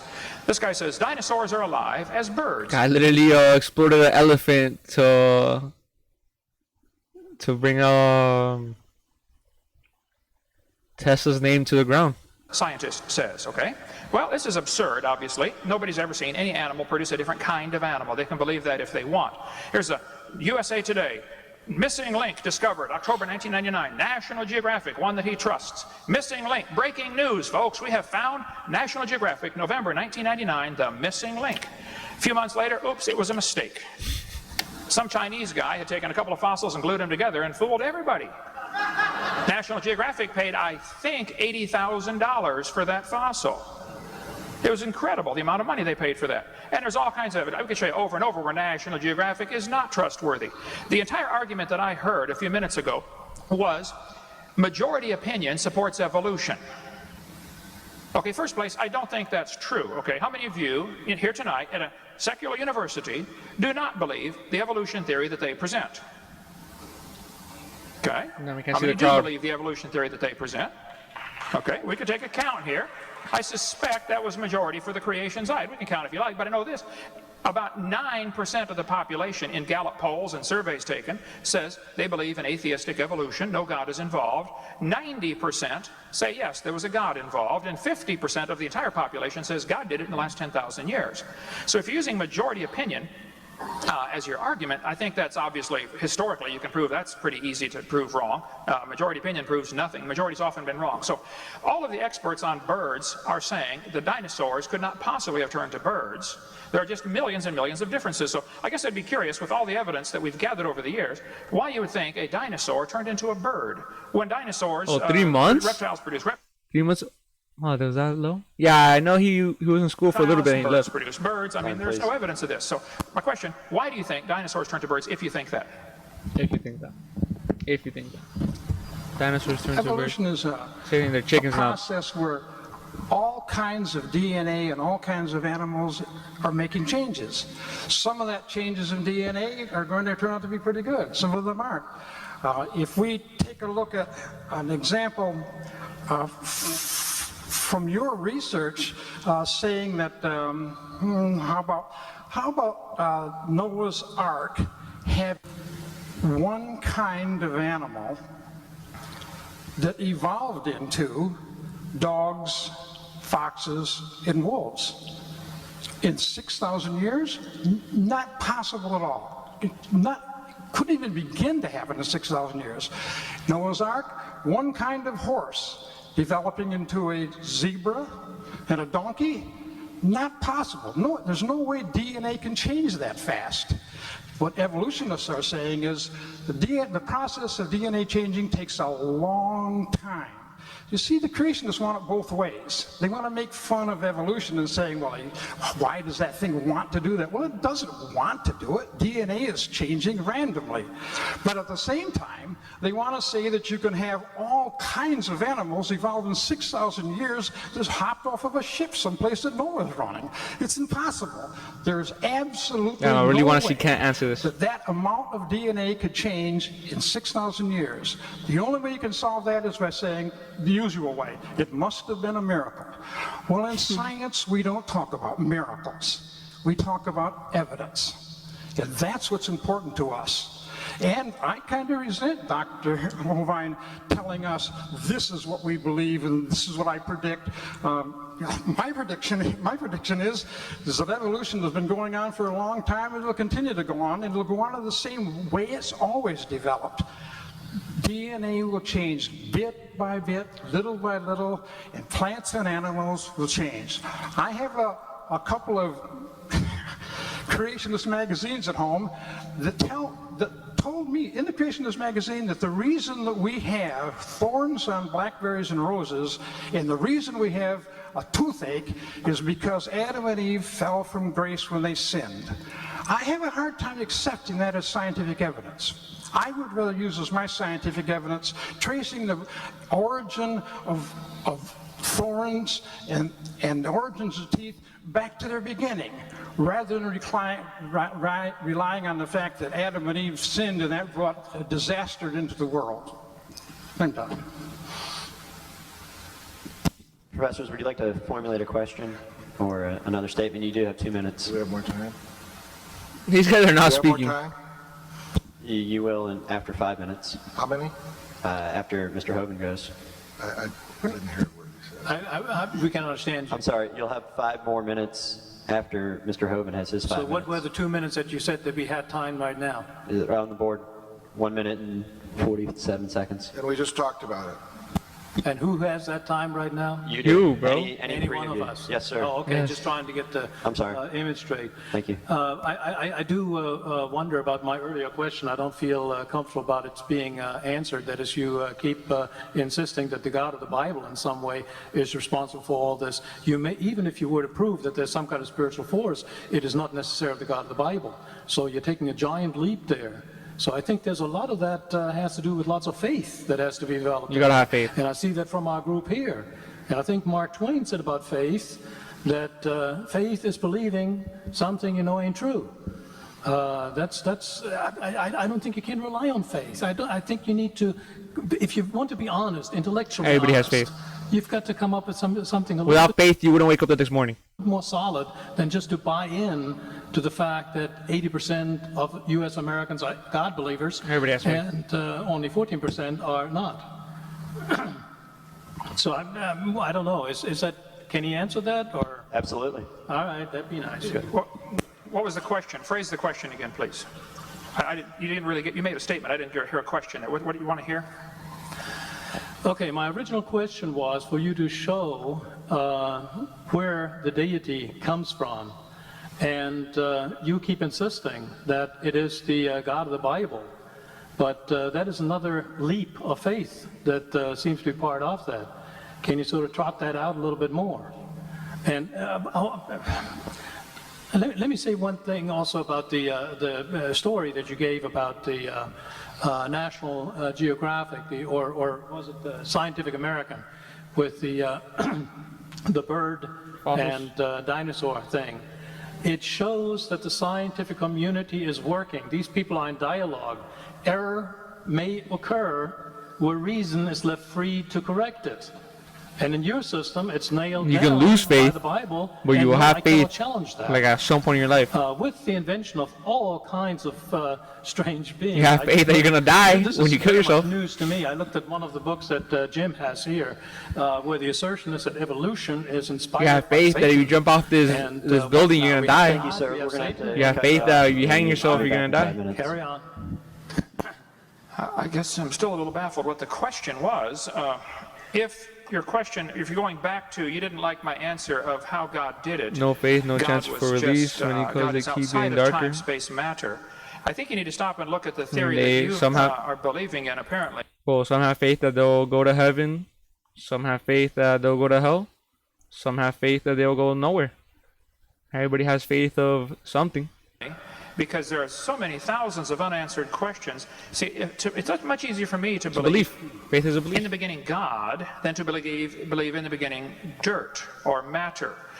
The evolutionist does not Go answer back the a little question. There's 6 different types of evolution, as I shared clearly. Sir, We we're have going to have Satan to and, cut you off, and you all can be right. back in 5 minutes. Carry on. I guess I'm still a little baffled what the question was. If your question, if you're going back to, you didn't like my answer of how God did it. God was just, God is outside of time, space, matter. I think you need to stop and look at the theory that you are believing in, apparently, because there are so many thousands of unanswered questions. See, it's not much easier for me to believe. What about people in comas or vegetable states? Do they have minds? Let me ponder that real quick.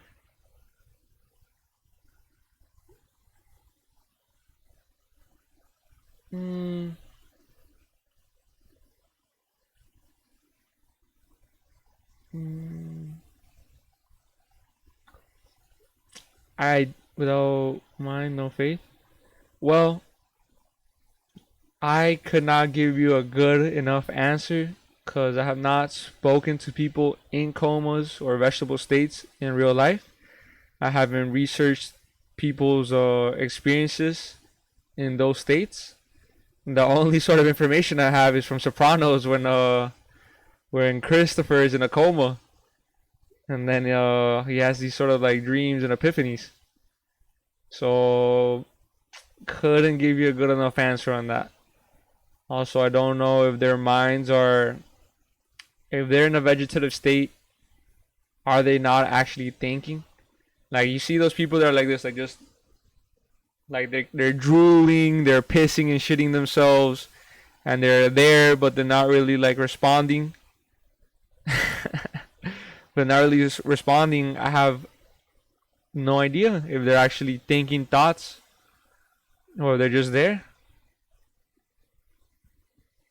Would have to do more research, talk to people like that have gone through something like that, maybe.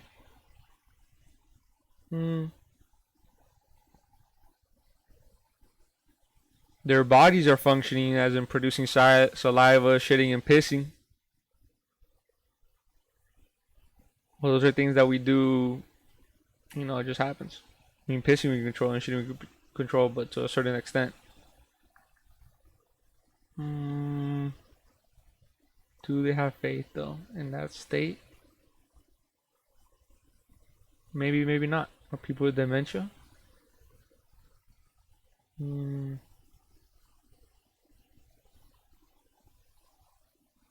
Without a mind, no faith. What level of dementia, though? Like, there's certain levels to that, though. Dementia, like there's, like if you seen that movie, what's it called? 90-something First Dates or whatever. Oh, that girl who has everything in her past life to a certain point, and then everything after that she can't retain the memory. Or they go to the psych ward or whatever, and you see that one guy who just had like a few seconds of memory. Maybe their faith is just built in that certain amount of time that they have to memorize. I guess memories give you faith. Without memories, you can't. 51st Dates, yeah. Guess without memories, you can't have faith. 10 Second Time, yeah. You see 10 Second Time is like a pretty funny. That's a movie though, you know. All these things I'm thinking about is like through movies, not through real life people. So, but I would say memories would have to help you build your faith. So if you don't have memories of anything, you might not have faith at all. In the beginning God, then to believe in the beginning dirt or matter. The evolutionist does. If you can formulate a thought, then probably you have faith. If you can't formulate a thought, not answer the question. There's 6 different types of evolution, as I shared clearly earlier. If the Big Bang Theory is true, then I would like to know what exploded and where did it come from and where did the... It's like I'm conscious. Let's say I'm just conscious right now. I take a breath and I exhale. Then I have faith that the next breath I will intake here and exhale. You know what I mean? Like, faith is just a belief that something will happen next, or something will happen based on your memories and thought patterns. Energy come from, and where did the space come from for the matter to expand into, and where did the organization come from, and where did the information come from? There's a whole host of questions that are. But people in a vegetative state. Hold on, harder for you to answer than in the beginning God. Where's information come from? This universe is not just random molecules circulating around. I mean, it carries information. Just like a book is so much more than ink on a paper. It carries information. And the DNA is more than just chemicals. It's information. So Yeah. the evolutionist never answers the question, where did this information come from? Where did the energy come from? Where did the matter itself come from? And you gripe about my belief. I believe by faith in the beginning God. I know, I admit I don't understand that. But you believe hundreds of things by faith. You don't even understand that you're believing by faith. You think matter is either eternal or can create itself. Well, that's the two choices. How did matter get here? The world is here. Where did the matter come from? Did it just happen by itself, or is it all just imaginary? We're not really here at all. You're faced with the option of, we're not really here, this is all just our imagination, or it had a beginning. Could be a dream. This could be God's dream, and we're just living in it. Or matter is eternal, which is both of the second two options are in violation of the obvious laws of thermodynamics. Matter doesn't create itself. And everything degrades over time, so either it had a beginning or it didn't. If it had a beginning, then what was before the beginning? I mean, there's so many thousands of things you take by faith. You say, I say in the beginning God, and you say, well, this matter somehow either was always here or created itself, and then this matter somehow became alive, and then this first living thing learned how to reproduce, and then it learned how to make something other than its kind. I mean, even though nobody's ever seen that, nobody's ever seen a dog produce a non-dog. Or you mentioned about, you know, the fact that a wolf and a fox and a dog coming from a common ancestor off Noah's Ark in only 4,400 years. For heaven's sake, you believe they came from a rock. I mean, come on. I don't think my theory is that silly at all. So, I don't feel like that was such a good answer. It was funny.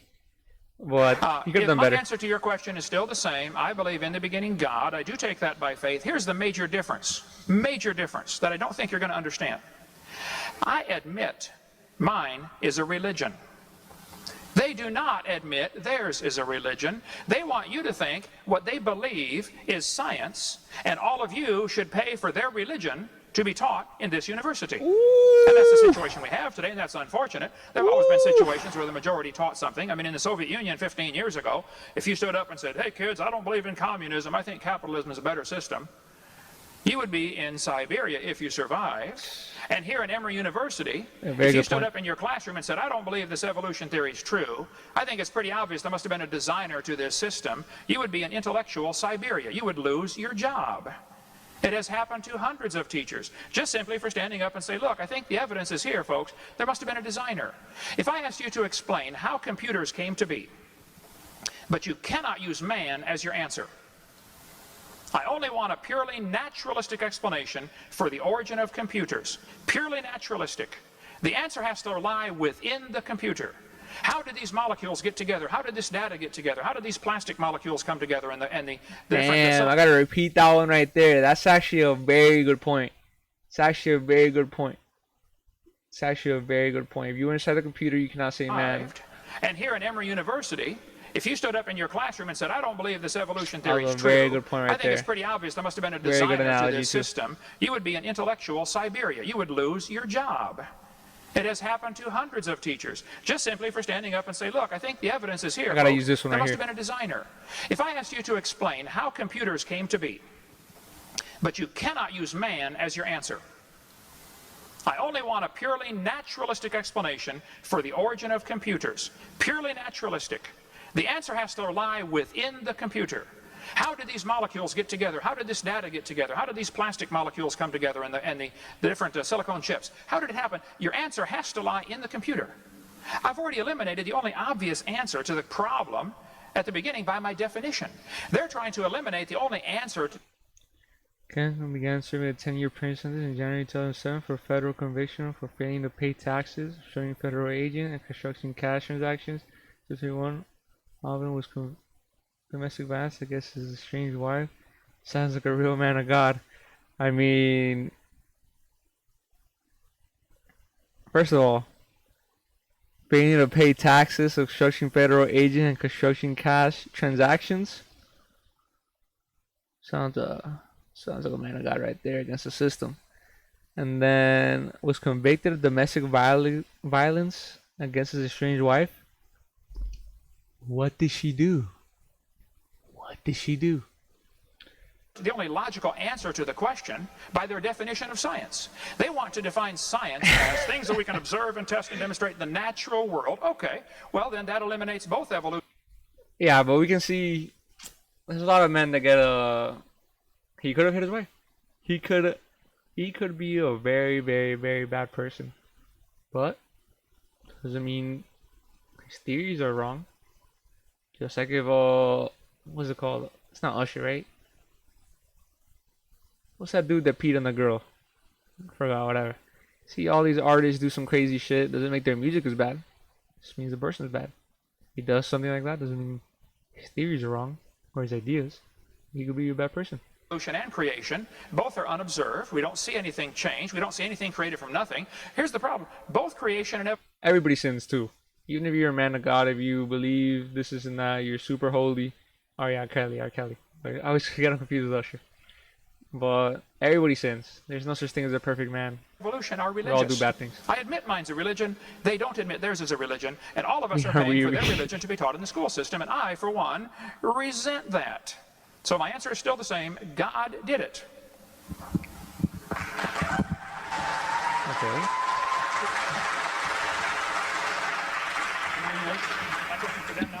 Your question for them, quickly, please. Okay, my question for them. I have several thousand questions I guess I'd like to ask. Does your textbook you're holding in front of you that you said you trust, used at this university, does your textbook teach that there are vestigial structures? If you could maybe just look in the index under the word vestigial. Did I get 5 minutes? Or just ask a question? Yeah, just the question. You already had your 5. Okay. Does your textbook teach that the appendix is vestigial and is no longer needed, even though all doctors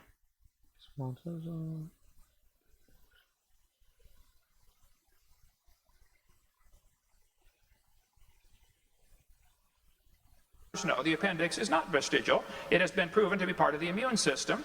If your appendix is... What the fuck? Question. Yeah, just the question. You already had your 5. Okay. You already know Does I'm your gonna look up, textbook guys. teach that the appendix is vestigial and is no longer needed, even...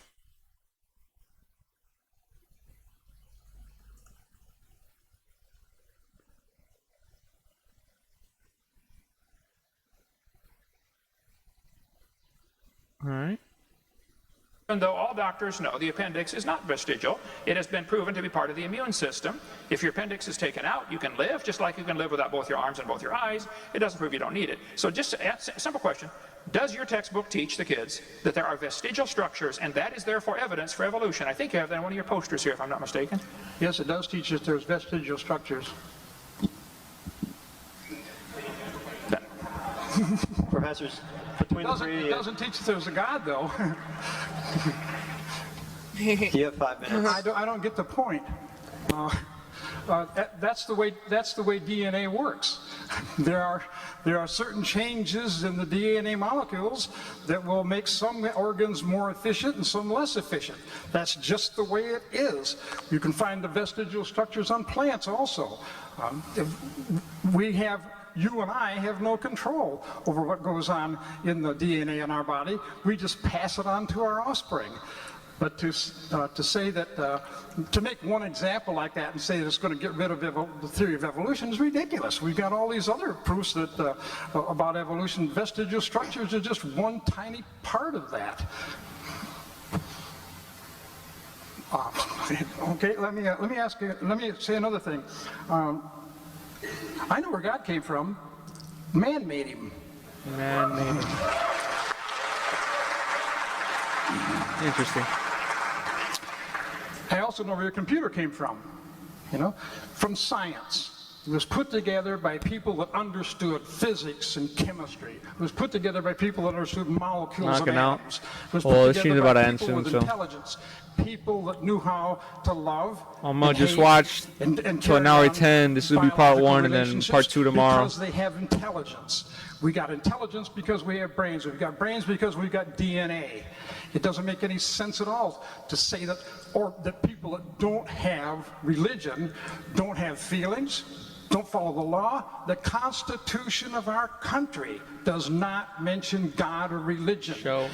We are a nation of laws. Later. We're a nation of laws because we're a nation of people that have intelligence. And this will be probably a sort of recurring. I'll try to find more videos like this. Thank you. I got the whip here. So yeah, I'm just trying to find more videos like this to post on YouTube, because Twitch streams I'll do gaming sometimes, but I mean, yeah, I'll do gaming if like I'm playing with people, but doing solos, games, I don't know, it's not the same.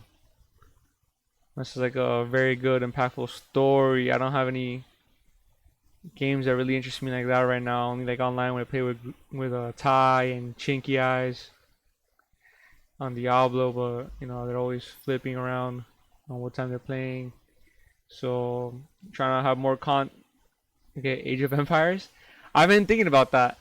You have it? It's how much does it cost? I'll look into that because actually it's very interesting. I have games like that. It's fire right now. That's fire. It's easy. But yeah, I'm trying to react to videos like this, or just touch on these sort of topics so I can post on YouTube. So I can really let these sort of topics out there. Yeah, I'll look into it because I've seen a little bit about it. Age of Empire, like games like that. So it's cross-platform. We can speak to each other or not.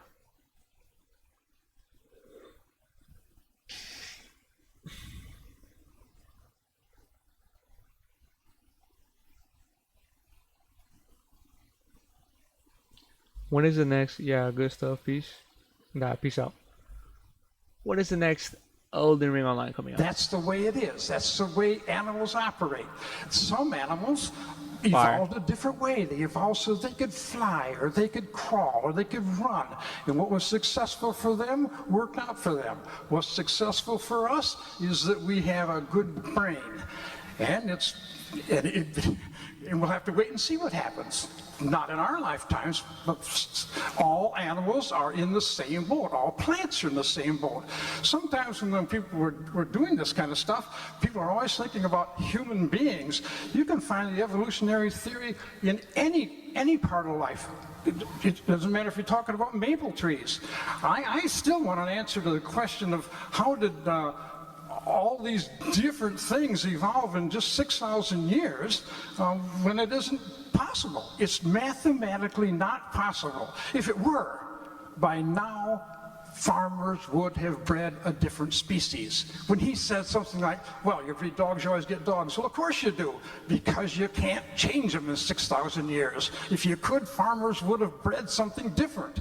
We've been breeding plants and animals for 4,000 years. We can't do it, simply because it takes too long. The Earth is old enough for evolution to have taken place, but we haven't had enough time to get different kinds of animals starting from Noah's Ark. Reinhold, you want to say something? We have a minute again? Yeah, we got a minute and a half, I guess. Oh my God. Yeah, I do. One thing that sort of crossed my mind as you were speaking is the difference between science and religion. And it seems to me there is a very clear-cut difference. Science is self-correcting in the sense that the battle of disagreement will edit out that which is wrong, and by essentially falsifiability. That is, in other words, if a scientist advances a particular idea, he also can tell what particular conditions must be the case for him to retract that idea.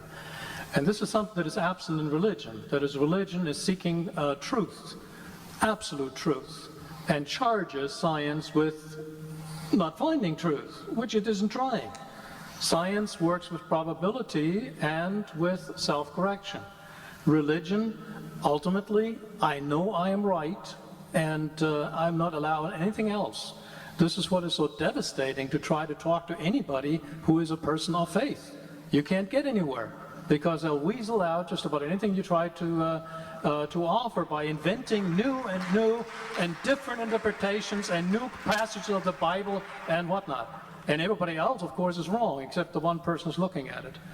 That kind of system, I think, cannot be possibly science.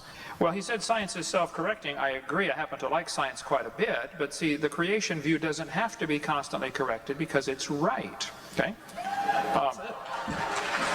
And I like the answer that the one gentleman gave. He said, obviously, the computer is here because of man, because of intelligence. I mean, obviously, this took a designer.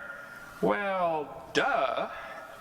So did the universe. So did the single cell in your body. So did every living creature. I mean, you can't explain the computer inside the computer, can you? And you can't explain the creation inside the creation. There has to be something above an intelligent designer. And you talk about devastating to talk to a person of faith. What you said a few sentences earlier was, or what the other gentleman said was, of course we don't see changes. Farmers have been raising dogs for, 4,000 years, and we don't see changes because it takes too long. If you don't see faith in there, I can't help you, okay? You are relying on the unseen. Oh yes, long ago and far away. Evolution has got to be the biggest fairy tale for adults ever created. Everything you said required faith. Well, we see dogs produce dogs, but if you give them billions of years, well, okay. You just left science and went to religion and didn't even see it. You didn't even see what happened in your mind. And one of you teaches a course on logic. I mean, if this was a student of yours doing this, you'd give him an F. And yet your fellow professors believe it and you think it's great. They jump from faith to science back and forth all the time. Well, we see dogs produce dogs, but if we had enough time, stop. You're leaving science right that moment.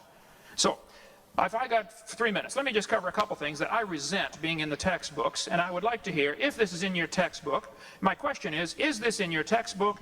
And after I share with you the evidence, I want to know why, okay?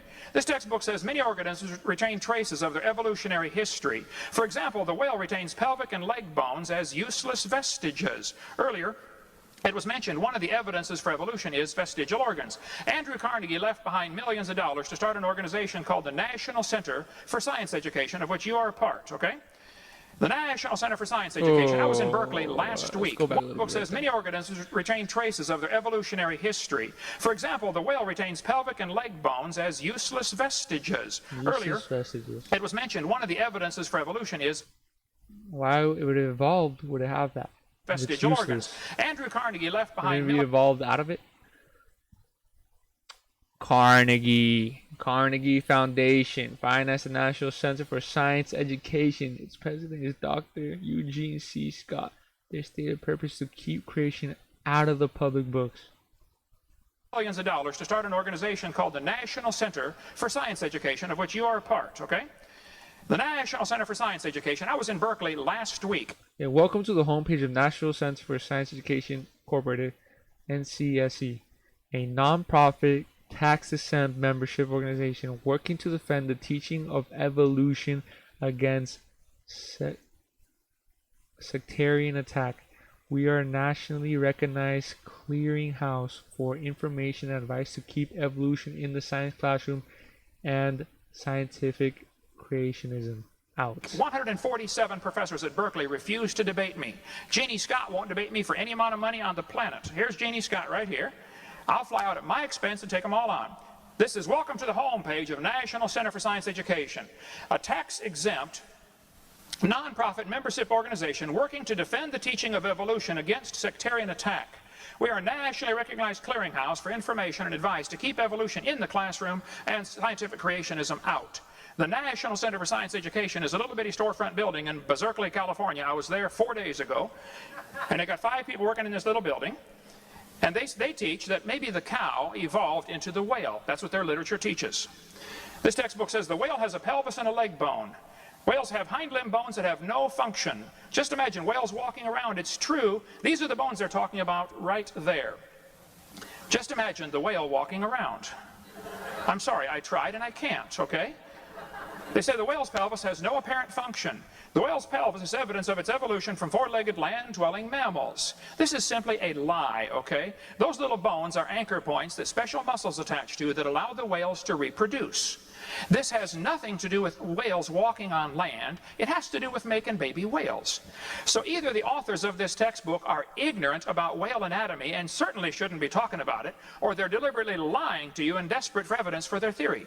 So my question is very simple. Does your textbook teach the whale has a vestigial pelvis? If so, why would you use a biology book in your biology class at a famous university like this based on an author that doesn't even understand his basic anatomy of whales, and he's either lying to the students or he's ignorant? Why would you use something like that? And how could a vestigial structure be evidence for evolution? Well, that's an example of losing, not gaining.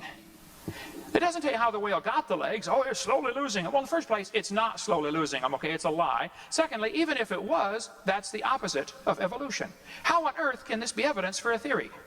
Yes, boys and girls, we're slowly losing things. That's how we got it all. Well, duh. So, my question is simple. Does your book teach there are vestigial structures, specifically the whale having a vestigial pelvis? If it does, why would you use a book like that in a university like this? Excuse me, sir, it's just a quick reminder. I'll turn your mic on in just a second. We're going to go to an intermission in one more iteration. So, yes, absolutely. Your table. We're going to go to intermission after that. The book does not teach that the whale has a vestigial pelvis. That's one of the most ignorant statements I'd ever heard. The pelvis is an absolute necessary thing for the whale. He attaches all of his muscles to it. It's one of the major things that helps him swim. I happen to be keeping up with what's going on with the evolution of the whale, and we have a very good set of bones saved from fossil records showing that the whales evolved through a long period of time from animals that are on land to animals that are in the water. We have that evidence. And to say we don't have it or to say that we're lying is disingenuous to this audience. I ask you, don't believe me. Let me get off the subject a second. Right up there are the things we try to do in science. We say, let's not believe revelation. If somebody just says, I know because I know. No, that's not good enough. Believe authority. No, let's not believe authority. Let's not believe any of us up here at the table. You folks can get the copy of this book or this thing here and get the facts. You don't have to believe me. You don't have to believe him. You can find out for yourself. You don't have to trust authorities, even me. The second thing is tradition. You don't have to trust tradition. I mean, come on, there's different traditions all over the world. But we can trust science because science should be the same all over the world. What I'm trying to say to you is when I teach my classes, evidence is what's important.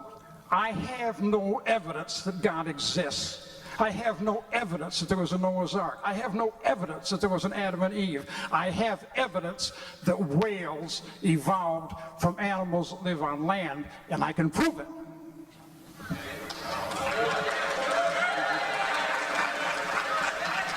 Well, rebuttal? I haven't had anything to say. There's a lot of talking going on, and that's unusual for me. The one thing that we can prove by the great philosophical statement, cogito ergo sum in Latin, which says, I think, therefore I am. Now what that says is that I exist and prove that I am there because I can think, but it doesn't necessarily say that you exist. I can't prove that you exist, but I can prove that I exist. And I also know that I'm here. And I do believe in you. There's a high probability that I do believe in you, and you are here. And somehow you got here. And somehow this happened probably in the last time between 10 and 20 billion years ago, probably to the record of the Earth, which was maybe 4 to 6 billion years ago. And basically all of this biological stuff is very interesting, and it does prove to how science brings about to cause things to happen, but it's so complicated, it is so complicated that you can confuse the process by misinterpreting the results. We do have, as my colleagues say, the scientific method, and based on the best information that we can put together to form to what we know is true. It doesn't mean that we know the truth. It means we have maybe some probability of the truth, and that may be the best that we will always have. But to start talking about chickens and dinosaurs, and I like eating chickens because chickens are descendants of dinosaurs, and every time I eat a chicken, it makes me happy. Because I think a lot of them... He was pretty good to like that part right there. That's kind of cringe. Ate our ancestors a long time before that, about 160 million years ago. So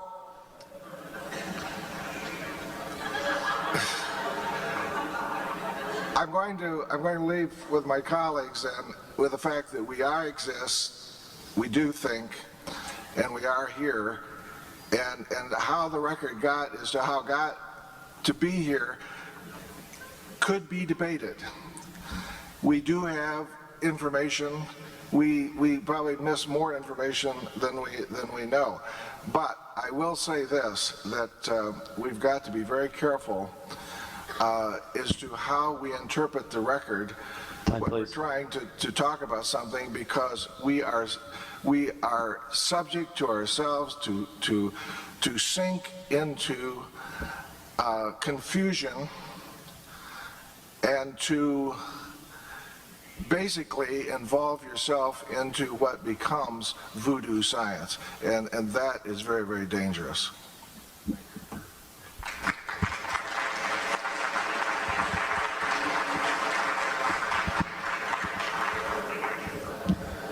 Okay, let me cover 5 main points here. He said we have evidence of whales evolving from land animals. In the first place, this is absolutely incorrect, okay?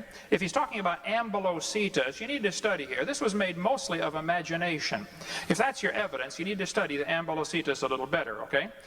There is overwhelming evidence that ambulocetus is just an unusual animal, or just an animal that may be still existing someplace. There were just a few bones found and a whole lot of plaster of Paris and imagination used to put it together.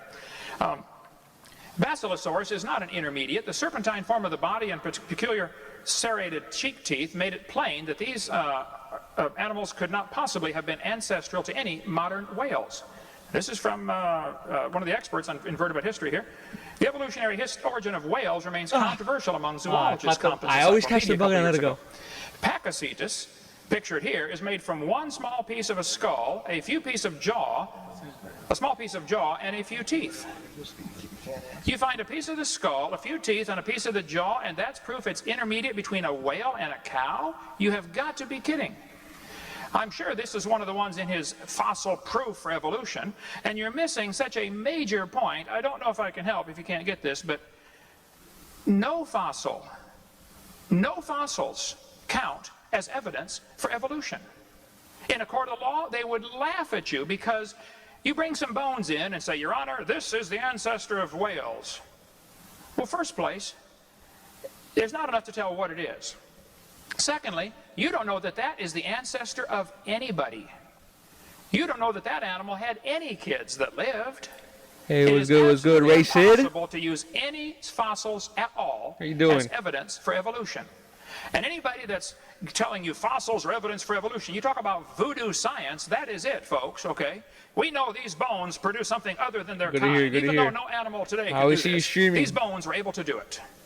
That's absolute voodoo science. I try to hop on sometimes when you're streaming, but I'm at work. But I always see the notifications. Science, that's a good word. I got to use that one from now on. I appreciate that, okay? And if we could rewind the tape, we would hear you said many times, well, probably it happened. So be your channel, bro. You've been growing? Well, actually, I'm going to just finish it up this quick. Here, so that proves we're here. So that proves evolution. Man, you talk about voodoo science and absolute insanity and logic. We're here, I agree. That doesn't offer any support for the evolution theory. Yes, I agree we're here. I happen to like being here, okay? And then you said something I think the average audience may miss if you're not careful here. He said, well, it's so complicated. And the implication that I get, Yeah, because I get this all the time. I feel like, if I remember correctly, you haven't been streaming, you just started recently, right? If I'm correct? Because when I first started streaming, I'll get the scammers first. And then you need to come here. I'm about to head out there in a bit. Debates universities, and I've never had a class. A couple weeks ago, yeah. I feel like the scammers, God, I hate that. Yeah, I think the scammers are at the beginning of when you start your channels, but if you grow up a little bit more, they thin out. They're not even there anymore. I don't know all about all the So if you just keep on going and grow a little bit more, then yeah. I think the evidence is overwhelmingly obvious. There must have been a designer, okay? And I'm here to defend the biblical view of creation as the only logical scientific choice. And I'm here to tell people I resent everybody's tax dollars going to pay for this voodoo science of evolution to be taught in this university and other universities around the world. Beer is often sold at football games, but beer has absolutely nothing to do with football. Okay? Beer does not become athletic by association. And just because evolution is mixed into a science book, that does not make evolution part of science. It's just mixed in the book, and I'm sorry about that. Okay, I'm trying to fix it. But he said it's so complicated. We don't want to confuse the people, or something to that effect. I don't remember the exact quote here. To me, what that's trying to imply is there's 5 more minutes of this video. Smart, you're too dumb to understand, and anybody that doesn't believe in evolution is simply dumb. And if you just would study this for 100 hours like I have, then you'd believe like I do. Stay in here for a little bit. I want to speak to you for a second. You haven't studied enough, and you're dumb. That's the implication I'm getting. Is anybody else getting that from this tonight? Okay. Now, we do exist. We are here. I agree. And that is your evidence for evolution? You got to be kidding. Actually, with the other scientists said with the 3 scientists, the ergo sum, I think, therefore I am.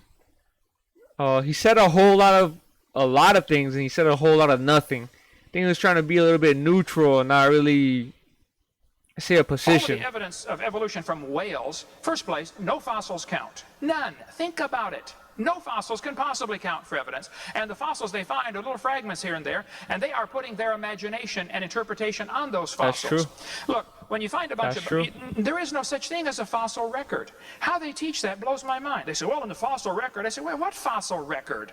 There is no fossil record. There are a bunch of bones in the dirt.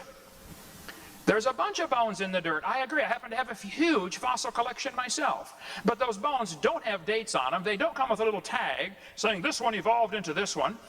All you do is put your preconceived evolutionary imagination idea on top of these fossils that are found. That's very true. The creationists and the evolutionists are both looking at the same evidence. Very true. We both see the fossils. I see that as an example of death. They see that as an example of, wow, that's how we got ahead. All these animals died. Isn't that wonderful? No, that's proof there was a big flood, because fossils just don't normally form except under special conditions, and billions of fossils are found. To me, that's evidence of the Bible. I see it that way. Thank you. The first question will be posed to the evolutionist side. Okay, so the question is the Big Bang Theory... This is where they just went to intermission, and they're about to start their second half of the thing. So for my YouTube, that was it for part 1. Part 2, I will shoot tomorrow, and we'll get really into it. From my thoughts right now so far, I really wish that these guys on the scientist side were a little bit more prepared, as this guy Ken. He came a little bit more prepared than them. This guy in the blue over here is trying his most, and this guy here is trying second. And he just said it like one sentence, guy right over in the right. So, also, they're giving Ken a whole 5 minutes to himself for him to speak, and then a whole 5 for these 3 guys. It's a little bit, I don't think they're dividing the time correctly for them to really dispute their thoughts and arguments. The creationist is an idiot. I mean, I don't know if you've seen this video, but he's actually spitting some real facts. He's coming up with details, sources, dates, and everything. He's actually, wouldn't call him an idiot. If you disagree with him, you should just listen to, watch this video yourself, or watch my YouTube when I post this, or, but I don't think these guys are idiots. I don't really agree with most of the things that they're saying, because Ken is actually debunking them a lot. And like I said, they're not prepared enough. to really dispute what Ken is saying. I feel like it would have been a better debate if at least each of them had 5 minutes to talk, or it would be a 1v1, but a 3v1, and then Ken has 5, and then they have a shared 5 minutes. It's a little bit they can't really say the precision so well. And yeah, based on nothing at all, evolution makes sense, and what creation is talking about. I mean, if we could have spoken about this a little bit more if you watched if you were going through the journey with me about this video. But they discussed each topic one by one. So yeah, that's it for this video. So I'm gonna end the recording for YouTube. Peace out, guys, for tomorrow. Yeah, we'll get more into it. Closing thoughts. Ken is the one most prepared right now, and then really winning the argument in the debate. But I feel like if they had if they were prepared more, they could have given a better argument and stuff. But so far, they're not as prepared. There's 3 of them, but they're not really working as a team to really fight Ken's ideas. Ken is coming with a PowerPoint. He's coming with the facts. He's coming with the data. He's coming with the sources. He's really coming with the good questions. The one who's speaking the most is the guy in the blue shirt over here. And I think he's saying some really good questions. And I feel like this discussion is very well placed. Like, it's a very good discussion. It's a very good discussion. I can't wait to see how it ends. So, peace out for the recording.